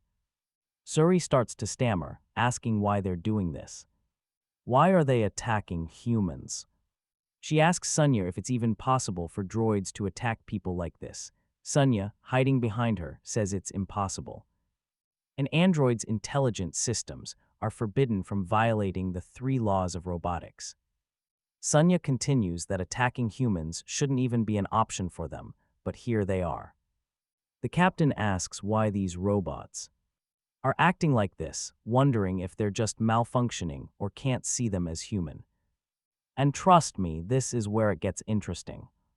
Robert starts crunching the numbers, using his old knowledge from the special forces. He figures that since normal androids can't attack humans, these must be the combat androids he used to hear about. Suddenly, the robots leap right at them, ready to impale them from every angle. They're tired of all the chatter. Our heroes can only brace for impact. With a flash, Seryong draws her sword, telling Sanya to hold on and find cover. She needs to stay clear of the fight. Then suddenly, beams of light cut through the air. They slam into the flying robots mid-flight, and trust me, you're gonna wanna see this. The blasts rip them to shreds, disarming them and tearing them limb from limb. A massive explosion lights up the sky as multiple robots detonate at once. Seryong and Sunya just stare in shock, wondering who their mystery savior is. And right on cue, Robert appears in his combat suit, guns absolutely blazing. He yells a warning, these aren't your average droids, they're something far worse. He calls them Iron Gangshi, which are basically reanimated zombie corpses. But these Iron Gangshi aren't giving up just because their cover's blown. They regroup in the sky, readying another strike, meanwhile in a much darker place. A figure named Count Richel watches the entire fight unfold on a screen. An assistant identifies the targets for him as the Blazing Devil, Tang Seryong. And beside her is the PL-0316 KBT intelligent android, Sunya. Looking at a shot of them panicking, she continues her report on the third person. Former First Sergeant of the Northern Galaxy Combat Unit, Special Tactical Division. Robert Carlyle, and yep, the person giving this presentation appears to be another Iron Gangshi. She explains to her boss that the so-called Blazing Devils are just bounty hunters. A small-time crew that mostly operates on the outer rim of the galaxy. She dismisses them as no real threat, saying they can be eliminated in 10 seconds. But her boss stops her. He picks up on one detail, Robert's former unit. He zeroes in on the image of Robert tearing through his mechanical soldiers. Not just the combat unit, he confirms, but the Special Tactical Division. The Gangshi asks her master if she should issue the order to wipe them out. With his half-metallic face, the Count just stares at the screen, calculating. He's clearly considering his next move. Back at the fight, Lee finally arrives. He finds the area littered with broken robotic parts scattered everywhere. He looks around, totally confused about what's going on. The fight's over. He asks them how it could possibly be finished when they were just fighting a moment ago. The wreckage is everywhere, littering the ground and even smashed onto the rooftops. Robert pipes up, and you know what that means. It's time for him to take all the credit. He gloats about how he's been waiting every single day for a moment just like this. This, he says, is why he never threw away his old combat suit. He flexes a little, showing off that it's still in pristine, fully functional condition. He boasts he kept it perfectly oiled, just waiting for this day, and Lie just stares. He sarcastically asks what would have happened if he had listened to someone and sold off all his precious equipment as second-hand junk. He's obviously taking a shot at Seryong, who just frowns, tired of his nonsense. Robert reminds her they only considered selling it because they were completely broke. They were that desperate for cash, just to buy ingredients for the restaurant. But as he keeps bragging about how they would have been doomed without him, Lie quietly picks up one of the severed robotic hands and examines it closely. Sonya suddenly bursts Robert's bubble, telling him they didn't actually beat the Gangshi. She clarifies that the enemy retreated on their own. They wouldn't have survived otherwise. Lie holds up the metal hand, wondering what kind of tech this is. Seryong corrects him, saying it's not armor, it's a droid, and you and I are about to see a man from the past meet the future. Or, well, a robot. He tries to say the word, but it comes out as Drew. He tells her to use words he can understand, because he's completely lost. See, robots didn't exist in his time, so he can't even picture the concept. Fed up, Seryong just decides to find a place to rest, clearly exhausted. She tells him he wouldn't get it even if she explained it 1,000 times. So she asks Sonya to dumb it down for him. Sonya says to think of it as a machine that can think and act just like a person. His face is pure shock. He argues that no matter how much the world changed, there's no way a simple chunk of metal could ever actually mimic a human being. And then something happens that absolutely freaks him out. Pay attention right here. Sonya literally takes off her own head and holds it out to prove her point. Our guy loses it, screaming and scrambling behind Hyun, nearly knocking her over.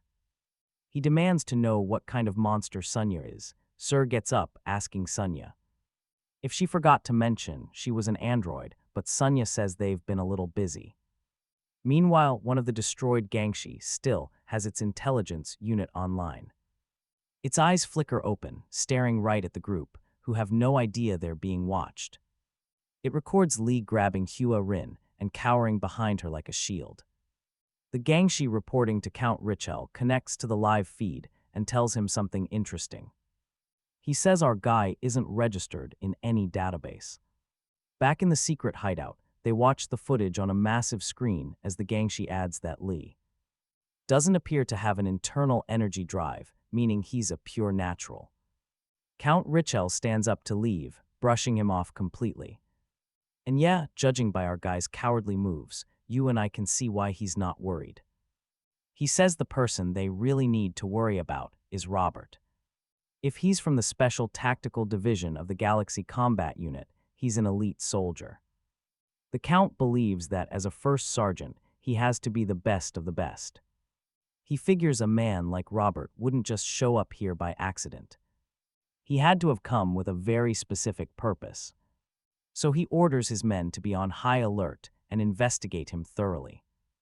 Elsewhere, deep in the vastness of space, a bright star appears in the darkness. But it's no star, it's a transport ship cutting a path through the cosmos. Its destination, none other than the 32nd district of the heavenly demon sect. Inside, the district commander, Jang, waits alongside the elder Zhou. They're both standing by for the arrival of a very special guest. Moments later, the transport ship glides into the district, its doors hissing open. A figure steps out, casually strolling down the ramp in a pair of flip-flops. He looks super chill as he walks toward the commander and elder, who bow deeply. It's a clear sign of respect. This guy is way higher up the chain of command. The commander thanks him for traveling so far to see them, calling him officer. The man just lets out a huge yawn, agreeing it was indeed a very long trip. This officer is basically a boss baby and says this better have been worth his time. Now trust me, this is a name you need to remember. Zhou Dan, first-class officer of the Disaster Safety Headquarters Central Committee of the Heavenly Demon Sect. They waste no time, getting right down to business as Joe inspects the bulging red mark. All right, let's jump right back in where we left off. Jang is in a wheelchair. It's clear he's still reeling from the physical and mental beatdown. Commander Yang asks Officer Joe if he notices anything about the wound. The officer looks totally bewildered, staring at that bizarre handmark on Jang's head. He even hops on a stool, since he's a bit short, and keeps staring intently. Not a single word. Finally, Joe places a hand directly on the mark. He asks Jang if it hurts. Jang says the pain's mostly gone, but he mentions a strange, persistent heat coming from the spot. Joe asks him to repeat that. He can't wrap his head around it. How can there be heat but no pain? Looking defeated, Jang just nods and confirms that's exactly what's happening. But just as he says that, a sudden, sharp pain makes him flinch. And now, watch this. The officer presses down on his head again. He copies the exact same move Lee used, causing Jang to cry out in agony. Once bitten, twice shy, the squad leader's screams fill the entire medical lab. Right over Lee's larger mark, Officer Joe's smaller hand leaves its own imprint. But Jang can't complain one bit. Joe is his superior officer, after all. The moment the officer lifts his hand, smoke rises from the spot he touched. Just like it did with Lee's attack, Joe strokes his chin, lost in thought. The commander sees he's onto something, but he's not convinced yet. He points out that this new mark looks completely different from the first one. The original scar is swollen, while this second one is indented. They can't be the same. But Joe doesn't even look at him. He simply tells him they're the same. This scar is from that one technique. The 9-yin palm technique. And yeah, you know what that means. The commander is shocked. This confirms what the sword matron said, that this mystery man has a connection to the heavenly demon sect. Later, though, the commander tries to argue. He explains the 9-yin palm is the most basic martial art they teach. It's for total beginners. This new technique seems way more advanced. As they debate, Elder Joe just goes off to bring their guests some food. The guy has to be starving, but the commander isn't done yet. He even says he mastered the 9-yin palm when he was only 7 years old. Meanwhile, Joe is just setting the table. Jang also mentions that the scars look different. The mark from the 9-yin palm looks nothing like the original one left on his head. Joe agrees, explaining that the essence of the 9-yin palm is its cold energy. But this attack left heat instead, so naturally the marks would be different. The officer tells them that whoever did this is on a completely different level. He's reached a point where he can totally suppress the technique's fundamental coldness. Now get this, he leaves only the heat of the impact. Joe says it was an act of mercy. It was a conscious choice the person made to avoid seriously hurting his enemy. The commander is absolutely floored, stammering as he asks if that's even possible. To reverse the very nature of a martial art, that would be like making fire out of ice. Joe casually replies that it's theoretically possible, all while waiting for his food. As he gets hungrier, he tells the commander they should drop the discussion for now. He asks if they can just eat first, even offering him some black bean noodles. Commander Jang just frowns, wondering how on earth he can be thinking of food. Food in a crisis like this, fine, he'll agree. No point thinking on an empty stomach. Meanwhile, back on the Mount Hua planet, the team is regrouping on the S-Devil ship, where Robert is explaining what those things were. He calls them Iron Gangi. Just then, Sunya drops a literal mountain of hot dogs. Lee and Seryong just stare. Seriously, the rate at which this girl eats is alarming. Seryong joins in, then asks Robert to explain what these Iron Gangi actually are. He tells them it was a rumor he heard back when he was still in the service. Apparently, they were developing a new type of combat android, one with killing humans built into its programming. Seryong says that's completely ridiculous. Android AI is designed around the 3 laws of robotics. They literally cannot harm humans. Meanwhile, Lee still can't wrap his head around Sunya not being human, so he starts pulling on her cheeks, trying to see what she's made of. She just frowns at the gesture. Robert explains how they bypass the three laws, and trust me, this is where it gets dark. They replace the AI circuits with the brains of dead humans. This revelation completely shocks Seryong. Robert says that's exactly why it's called the Iron Gangshi Project. Lie. Still examining Sunya's face, asks her one more time if she's really not human, just for confirmation. She asks if he needs her to take her head off again as proof, even offering to disassemble her arms and legs just so he can be sure. Our guy quickly tells her that won't be necessary. He just mutters that this world has become seriously bizarre. Still looking totally stunned, he gives up and finally focuses on the food. Seryong continues her chat with Robert, admitting his theory makes sense based on their recent attack. But it's so absurd she'd never believe it if she hadn't seen it for herself. And that's when Lee freezes solid. The plate is empty.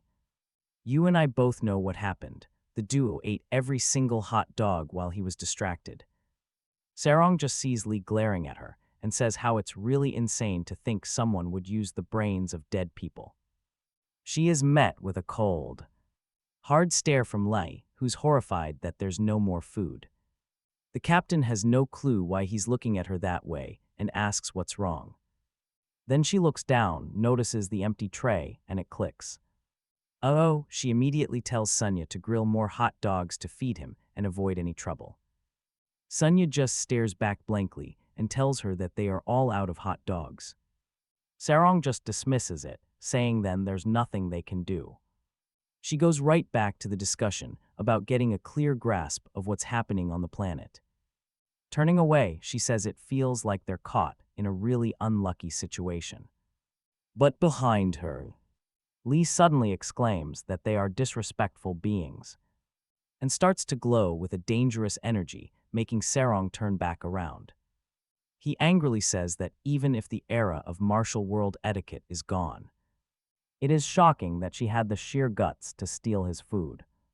Seryong is alarmed and asks Robert what on earth Lee is saying, but he has absolutely no clue. Our guy begins to truly awaken, saying she can't even claim she didn't know his true identity. He declared himself the supreme heavenly demon, and you and I both know you do not steal this man's food. He asks again what gave her the guts. She just puts a hand on her waist and thinks. So yeah, he really did call himself the supreme heavenly demon, and trust me, Robert definitely remembers that disrespect. She thinks it over but can't make any sense of it. What could that even mean? The captain just ignores him, turning away and saying it's confusing, but they'll figure it out later. They've got bigger problems. Meanwhile, Lei is still radiating pure rage. Robert gets way too uncomfortable to sit with him, grabbing Suri so they can make a quick exit. Sunya also hurries off the ship, wanting no part of Lee's drama. Eventually, Lee is all alone, with no choice but to swallow his anger. With no one left to be angry at, his power-up fades. He glances at the tray one more time, seeing the grease from the grilled hot dogs and some leftover scraps. He lines in closer, looking at the small bits of meat they left behind in the tray, and an idea hits him. Finally, he reaches out and grabs them. After all, it's the only food available. Can't afford to starve to death when you're the supreme heavenly demon. He pops a piece into his mouth, still frowning, but it seems he's starting to accept his life among these lowly mortals. Okay, while that's happening, things are getting serious outside. Sunya grabs one of the robot heads, hoping to inspect it more closely and find some answers. Seryong just stands there, looking at the total mess, wondering where they should even start. Their ship is still hovering nearby, ready for a quick getaway. And the entire place is a junkyard of robot parts. Robert picks up a robot arm and immediately notices the weak joints. He wonders why they're so poorly made, using such a flimsy alloy. Sunya, examining the head she's holding, tells him it's because these weren't finished products, they were just prototypes. She focuses on the head, her eyes beginning to glow as she scans it with her internal scanners. Sunya processes the data for a moment, not finishing her thought. Seryong sees her deep in concentration and asks if she's found something inside the robot's head. Sonya confirms, adding that the robot's neural network is also incredibly simple as she pries open the head. A compartment opens, and its intelligence chip pops out, which Sonya calls a primitive M207 chip. She explains that its technology is so basic it's almost embarrassing to call it artificial intelligence. Sonya tells them the M207 chip is only optimized for receiving commands, meaning it has no independent will. Which isn't true. AI Suri follows her logic and asks the obvious question. Were they remotely controlled? Now listen close, because Sonya replies with a firm, yes, every single unit was being controlled from a distance. The android does a quick scan of the area, calculating the total number of droids that attacked them. 9,817. She then explains that this means at least 9,817 humans were controlling those bots. At the same time, we see a lab filled with glowing liquid tubes. Each one appears to be connected to a mess of wires, holding something inside that isn't quite clear. Count Richel and his robot assistants walk into the lab to check on their experiments. He looks over the rows of tubes with that evil, determined look in his eyes. And trust me, you and I know this is just the beginning. And if you look closer, trust me, you might want to brace yourself. Each tube holds a person, their brains hooked up to a mess of wires. This is how the robots are being controlled. One of the men floating inside is clearly one of the townspeople, completely unconscious and looking like he's been through hell. Back on the streets, Seryong asks Sonya for the total population of the Mount Hua district. She's trying to connect some dots. Sonya gives her a precise number. 988 people, exactly. Meanwhile, back in the Jawa pavilion, swirled Sovereign Yang is still burning through his own internal energy, soul and all. The group realizes only one person is missing from the chaos, the Sword Sovereign. And there he is, unconscious, as a strange pink fire begins to envelop him. Petals from a plum blossom drift all around him. Near the throne, Hua Rin just sits down, staring at her father with nothing but pain in her eyes. Elsewhere, Commander Jang is absolutely stunned by what Officer Cho just told him. He politely asks him to say it again. Wiping his mouth, Officer Cho repeats the order. A complete state of immobility and lockdown for the entire District 32. Now pay close attention here, because this is a massive deal. No one moves, no one gets in. He also tells him to recall all dispatched personnel immediately. The commander, still reeling, asks him why the sudden, drastic decision. The officer simply says these are dangerous times, and they demand dangerous measures. He goes on, saying that 2,000 years of peace has been far too long. The prestige of the Martial Alliance has all but faded away. He asks the commander a question: what happens when the fangs of the tiger that rules the mountain finally fall out? He's trying to paint a picture of their situation. Commander Yang answers that the wolves will simply take over. Cho tells him he's wrong. The wolves won't just take over. They will all try to become the new tiger. He reminds him that wolves only formed packs because asterisk of the tiger. Once the tiger is gone, they look at each other through eyes that have seen true power. Suddenly, their fellow wolves start to look weak in comparison. And that weakness makes them want to attack, because they're nothing compared to the tiger they feared. He explains that in times like these, the first target is always the strongest wolf. It's a raw scramble for the top spot. Officer Cho then quickly heads back to his flight pod, walking with the commander as the other members of the sect bow respectfully. He continues his lesson, saying the wolves will use the same pack-hunting tactics they learned to band together and take down the strongest wolf among them. He then makes his point crystal clear: their sect is that strongest wolf.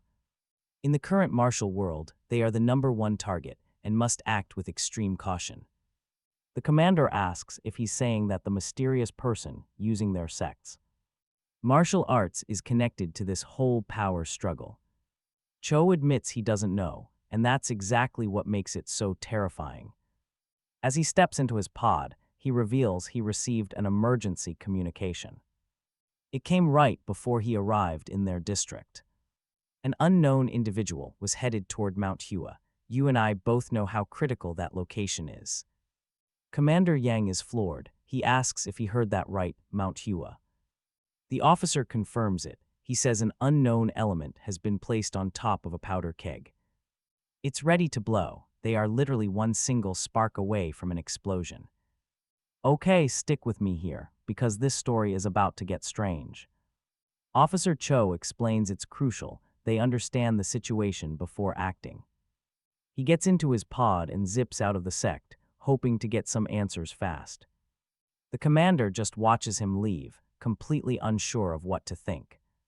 He scowls at the whole situation, a knot of worry tightening in his gut. It looks like all they can do is wait for now. Meanwhile, over on Mount Hua, Seryong and her crew head to the Jawa Pavilion to meet Hua Rin. Seryong needs her to confirm what she said about the people who disappeared. That they always reappear at night. Hua Rin confirms it's true, except for her dad. He always stays behind, no matter what happens. She explains that he's trapped. He's stuck in that fiery form, eternally sitting on his throne. Seryong just stares. She's speechless, unable to process what she's seeing. The sword sovereign Yang sits engulfed in flames, completely oblivious to them. He doesn't even notice their presence. Seryong asks Sanya how much time they have. She needs to know when sunset is, when the people are supposed to reappear. Sanya says the Mount Hua planet has a weird cycle, switching day and night every 6 hours. And based on her calcs, they have 1 second left. Now, don't blink. Because what happens in that single second completely shocks the captain. Right on cue. Like clockwork, the sword sovereign rises and embraces Hua Rin, holding her head gently just like he did before. She explains he does all of this, like stroking her hair, without any real consciousness. She says he even sips tea, surveys the grounds, and then later goes to read in the garden. These were the exact same things he did on the day. She left for her performance tour last year, on her birthday. That means he's been stuck repeating this one day for a very long time. For some reason, this exact cycle repeats every day at sunrise. Hua Rin, her face etched with sadness, says the others are trapped in the same loop. Over the comms, Robert's voice crackles in, something's wrong. None of the people are showing up. We see him perched on a rooftop, and he informs her that the streets are still completely empty. Seryong's worry spikes. Why are they late today? She asks Sanya if she's detecting anything. Oh, she's detecting something all right, and it's the last thing you'd expect. She looks at the captain and says, instead of the people appearing, you are fading. Seryong starts to dematerialize right before their eyes, stunned by the words. She looks down at her hands, sees them turning translucent, and wonders what's going on. Her hands vanish completely, and she cries out. Sanya immediately reports that the captain's vital signs are blinking out. And just like that, she fades completely from sight, leaving only a faint shimmer of light. Meanwhile, Hua Rin remains in her father's ghostly embrace. High above Mount Hua's atmosphere, a lone Greenwood ship hangs silently in space. Inside, we see Kim, the leader of the Galaxy Division, gazing down at Mount Hua and its twin moons. Captain Chai Ju rushes in, trying to get his attention. He explains they detected a teleportation signal from the center of the planet just a short while ago. The captain adds that their analysis confirms it's the blazing devil herself, Seryong. You and I both know the stakes just got higher. Where she was sent, the captain confirms her destination. Genta, the second moon orbiting the planet Mount Hua. And trust me, what's waiting for her there is straight out of a nightmare. On the moon's surface, a deep, dark pit waits, and from inside that pit, a terrified scream echoes out. Suddenly, the residual light from Seryong's teleportation flares to life inside the hole. She's still screaming that her body is vanishing, but there's nothing there. Then, slowly, she begins to materialize inside the pit, still panicking about why she's fading in and out of existence. Her form starts to solidify, but her legs are missing. Seryong is completely freaking out, thinking she's died and become a ghost. She starts praying to whatever god is listening, begging to be brought back to life. But as she raises her hands, she realizes they've completely materialized. She stops her prayer, confused. She can see herself now, and none of this makes any sense. Then her eyes lock onto the figure in front of her, and she knows this isn't the afterlife. Because right there, sitting on a sofa, is Count Rel. He has his android assistant standing beside him. Count Rel says nothing, just watching her, letting her panic subside. Seryong stares back, wondering who this man is. He just scowls, a dark, sinister look in his eyes. And yeah, you and I both know that look means nothing good is about to happen. The silence in the eerie room is heavy. Neither of them speaks a word. Meanwhile, back on the Greenwood ship, the captain reports to Kim. Something was very wrong with that teleport. He explains they found zero trace of consent from the person being moved during the process. This means it was an unauthorized forced transfer, a kidnapping, basically. And now here's where it gets serious, because that is a major galactic crime. The captain suggests this is a huge deal, and they should report it up the chain. Without even turning around, Kim just asks him a simple question. Is there anyone higher up than me? The subtext is crystal clear. The captain gets the message loud and clear, don't go over my head. He immediately shuts his mouth. After a beat, he blurts out that there isn't, bowing low and declaring the Black Tiger his one and only commander.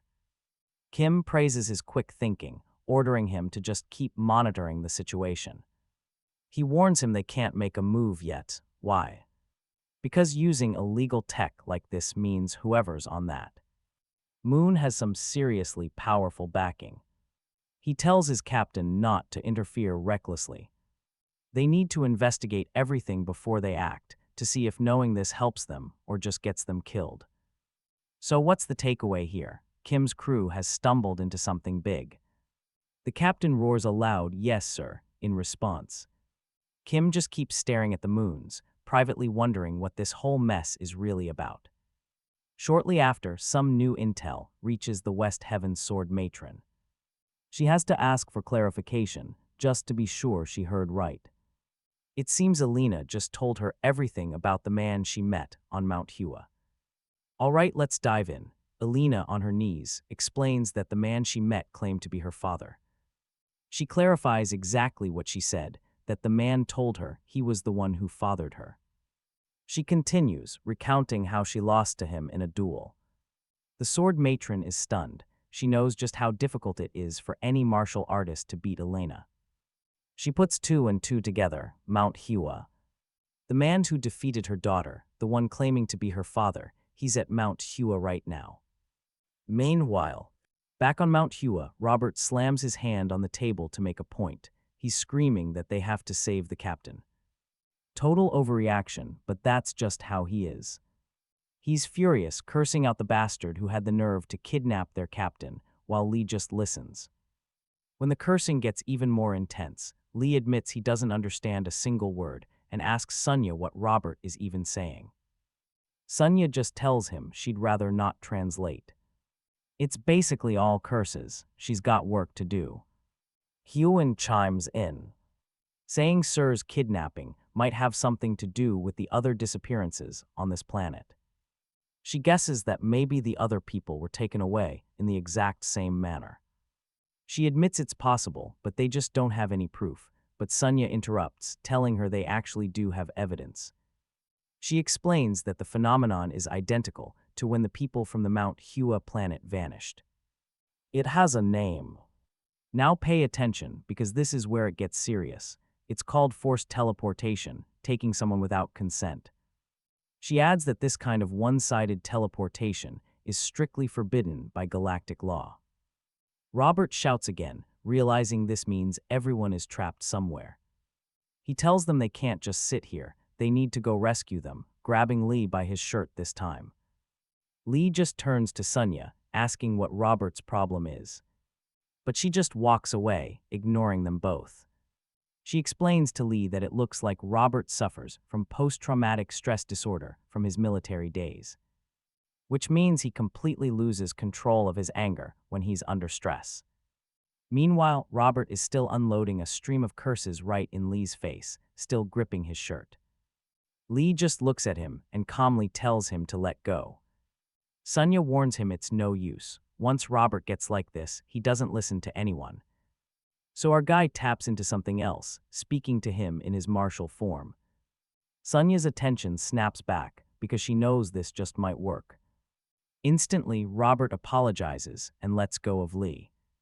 Sunya just stares at them, completely deadpan, and mutters that Robert could win an anger management contest. Back to business. Sunya tells them there are limits to how far the captain could have been moved by a unilateral teleportation. She says it's technically impossible for them to teleport her long range, so they can forget about her being taken to another planet. This leaves them with only 3 possibilities. The captain is still on the Mount Hua planet or on one of its 2 moons.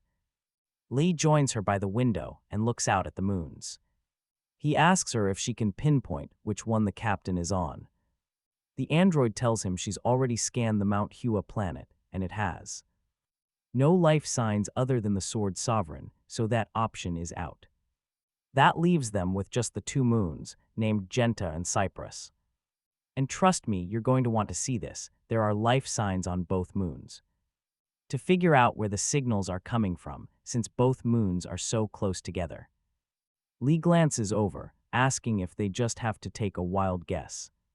Sunya agrees and thinks hard for a moment. She remembers the captain is completely obsessed with gold. So basing her entire bet on that one fact, she chooses the golden moon, Cyprus. And let me tell you, she could not be more wrong. We cut to the second moon, Genta, where the real action is. On Genta, Count Rel just stares at Seryong, who was just teleported into his facility. He doesn't say a single word. Sir demands to know who he is, but he stays silent.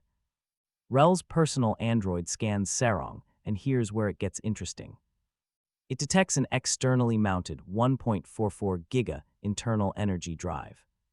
It also finds a 3.3 giga ultra-high-density energy drive embedded right inside her body. The android finishes its report for the Count. It seems Seryong's only external weapon is the electronic soft sword attached to her waist. Count Rel finally speaks, mentioning her powerful internal energy drive.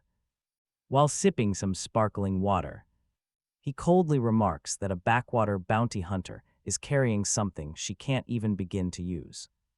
Seryong shoots back, asking again who he is and if he's deaf. Elsewhere in the universe, a single ray of light shines down on a seedling. It seems to be planted in sand, surviving only on the direct sunlight it gets. A very old man crouches beside it, just watching it bud. Nearby, an officer named Cho approaches, referring to the old man as master. Cho arrives with a heavy look on his face, and let's just say this next part is critical. He says there's a serious issue he needs to discuss. The old man, without even turning, says he already knows about the incident at Mount Hua. He even knows Cho was tasked with resolving it. The master warns him not to act impulsively, but to wait until the bud fully blooms. He explains that only then will he know what kind of tree it will become, whether a poplar or a willow. They must be patient. He says they have to wait until the forces backing Count Rel are completely exposed, and only then can they make their move. The master reminds Cho that he raised him better than this. So is he just being immature, or is there another problem? Cho doesn't respond, he just stays silent. The master can sense there's something else on his mind and asks what it is. He wants to know what could possibly bring out this childish side of him. Cho explains that a mysterious person appeared during his investigation. This person's martial arts have reached the legendary level of reversing energy flow. He also reveals this person knows their sect's secret technique, the Demon Heart Sura sword. As he speaks, the master's expression suddenly turns to one of pure horror. Seeing this, Cho hesitates to continue. He finally forces the words out, saying, "This person has reached the pinnacle of mastery." Officer Cho explains the real problem is that this master is not affiliated with their sect. The master, now grim-faced, gives a blank order. "Kill this person," and you and I just saw that seedling behind them wither and die instantly. It seems it was crushed by the master's aura alone. Cho asks him to repeat himself, as if he couldn't believe his own ears. The master's face turns red with rage. He screams that it's an anomaly, a monster. His orders are simple: find him and kill him without fail. It seems the masters of the heavenly demon sect are trying to bury some kind of secret. Cho doesn't get it, but what can he do? He just looks stunned, not saying a single word. Later, Cho returns to his travel pod to carry on with his assignment. The pod streaks through the darkness of space as he sits on top of it. Soon, he's pulled inside the pod and his journey begins. Meanwhile, on the Genta moon, things are about to get really intense. Seryong demands to know who Count Richel is, asking if he can't hear her. But Richel gives her nothing, just ordering his android to check her out while he keeps drinking. The android vanishes from behind him. She moves at unbelievable speed. In a flash, she appears right behind Seryong, who's still looking away, totally unaware of the danger. Her instincts kick in. She feels the android and spins around, an energy blast already forming in her hands as she asks what it's doing. But as she unleashes the energy, the android has already vanished from sight again. This time it appears behind her and grabs the back of her neck. Yeah, this android has some seriously insane skills. Seryong feels the hand on her face, completely shocked. How in the world is it moving that fast? She's never seen anything like it. Richel just tells her to accept her fate. Resistance, he says, is futile. He tells her that from now on, he will ask the questions. He says if she answers properly, he'll grant her a life free from eternal suffering. Seryong, having heard enough of this garbage, tells him to shut his mouth and shoves the android back with all her might. The Count is taken aback by her move. He wonders if she can use adaptive martial arts. Seryong grabs the electronic soft sword from her waist and immediately slices through the machine. She swirls the blade around her, creating a whirlwind of cuts, but the android is already retreating. It dodges every single strike with its ability to see and move in the blink of an eye. Eventually, it sees an opening and closes in to get a hand on the captain.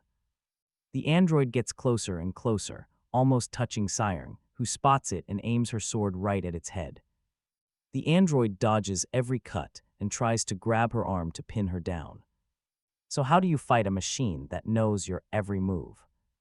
Richel tells Seryong her efforts are useless because the machine has data on all martial arts. Seryong keeps slashing at the android, but it manages to slip past her attack every time.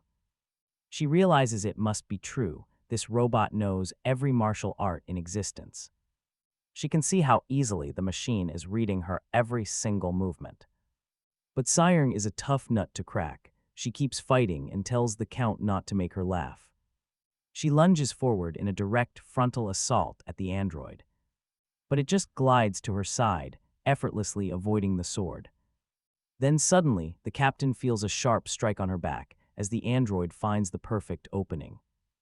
It lifts her off the ground and throws her head first across the entire room. Seryong smashes onto the floor, unable to stop her fall from the impact. The android holds its position, just waiting for her to make a move so it knows how to finish her. But Seryong gets right back up, gripping her sword again. She takes her stance and swings the sword, showing she's ready for round 2. Count Richel just keeps sipping his drink, surprised to see her even stand up. The android is back on its feet, watching Seryong and getting ready for round 2. Seryong holds her stance, waiting for the machine to make its next deadly move. She's already sweating. This fight has gotten way more intense than she bargained for.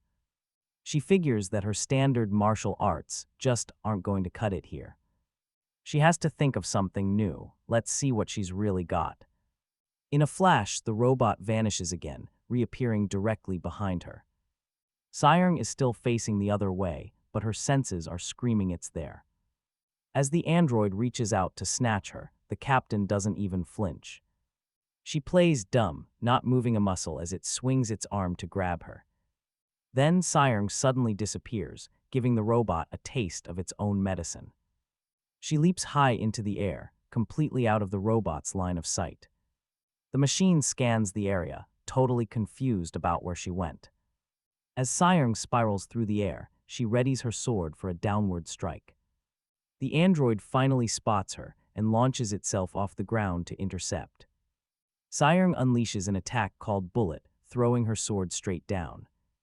It shoots downward like a projectile, aimed to impale the android to the ground. The flexible sword straightens out, plunging with incredible and deadly force. It rockets right for the robot's face. It looks like Seryong's plan is working. But no, the android is too fast, blocking the sword with its bare hands. It deflects the blade toward the ground, the whole exchange a total blur. The robot continues its ascent to catch Seryong, who's still in midair. It inches closer, almost grabbing the captain as she falls back to Earth. But the adaptive sword was a trap. It wraps itself around the android's arm. This was all part of Seryong's real plan. The robot generates a wave of heat. It plans to blast a hole through Seryong's stomach, but the captain is weaponless. She hangs there helplessly, having thrown away her only weapon, or so it seems. The sword twists around the robot's arm, completely redirecting itself upward. And yeah, that's pretty awesome. The soft sword launches itself back up, aiming straight for the nasty android's head. A second later, it pierces right through. And trust me, that robot absolutely never saw this coming. Complete destruction. The light in its head flickers out. The sword has destroyed its main processor. Its intelligence unit is fried. All of this happened in a split second, mind you. All while both of them are falling toward the ground. The Count is furious. He smashes his cup, seeing his precious android get totally demolished. His mouth hangs open in shock as he recognizes the move Seryong just used. You and I just got a massive lore drop. That's the Dark Heaven Blood Dragon Dagger. Its intelligence unit destroyed, the android falls headfirst as Count Rel stares. Seryong lands hard on the ground right next to it and quickly gets back up. She clutches her stomach, feeling the impact from the fall and the robot's heat. Now it's Rel's turn to ask who she is. Seryong just glares at him angrily. She doesn't say a single word. You can see she's even bleeding from her mouth. The Count, still in shock, tells her that the Sichuan Tang clan was destroyed. Wiped out 10 years ago without a trace, so how could she know their arts? Seryong doesn't answer him, but simply says she'll have to up the ante now. Since things have come to this, she activates her 3 higher measures. She has 3 giga energy drives embedded in her. Ones Richel warned were far too complex for her to control, but desperate times call for desperate measures. The drive is called the Jwan Wu Divine Art, powered by an internal operating system, QIOS. She cranks it to maximum, which absolutely shocks Richel. He knows the Jwan Wu Divine Art is a secret technique, one that is only passed down to the head of the powerful Tang clan. And stick with me, this is where things get really interesting. Now powered up, Suri uses the drive at its maximum rate, launching herself off the ground with incredible force, yelling at him to shut up. Count Rel doesn't even move, he just watches her rise into the air. He realizes her plan. She's going to dominate the sky and attack him from every direction. A bright green light erupts as Suri lifts off the ground. A sudden explosion releases thousands of green and white energy arrows, like a massive, deadly firecracker. And Richel just stares, completely blown away. Now pay attention, because he realizes this is the legendary Infin Rain Blossom technique. All the arrows shoot towards him at the same time. And he doesn't even look like he's going to dodge. In the distance, you can see a massive explosion, rocking the facility from the sheer power Suri just unleashed. Okay, let's cut away to the ship of the West Heaven Sword Matron. Inside, Alina is telling her mother that meeting the mysterious man she mentioned was under some very strange circumstances. She explains that she had just arrived at Mount Hua to collect a bounty. She remembers getting there, then suddenly losing consciousness and waking up right in front of him. And just like we've seen him do, Count Rel just sits on his couch, watching her. He has that same sour look on his face. Alina recounts the story, saying she still doesn't get why their first meeting had to happen like that. She just remembers staring at him, and him staring right back, without a single word being said. Her story suddenly grabs the sword matron's full attention. She realizes what Alina is describing is unilateral teleportation. Back in the flashback, Count Rel tells Alina there's no need to be surprised. He calmly says he called her here to grant her greatest wish. Alina just looks at him, totally confused, with no idea what he's talking about. He asks her, doesn't she want to become stronger, to finally see the world beneath her feet?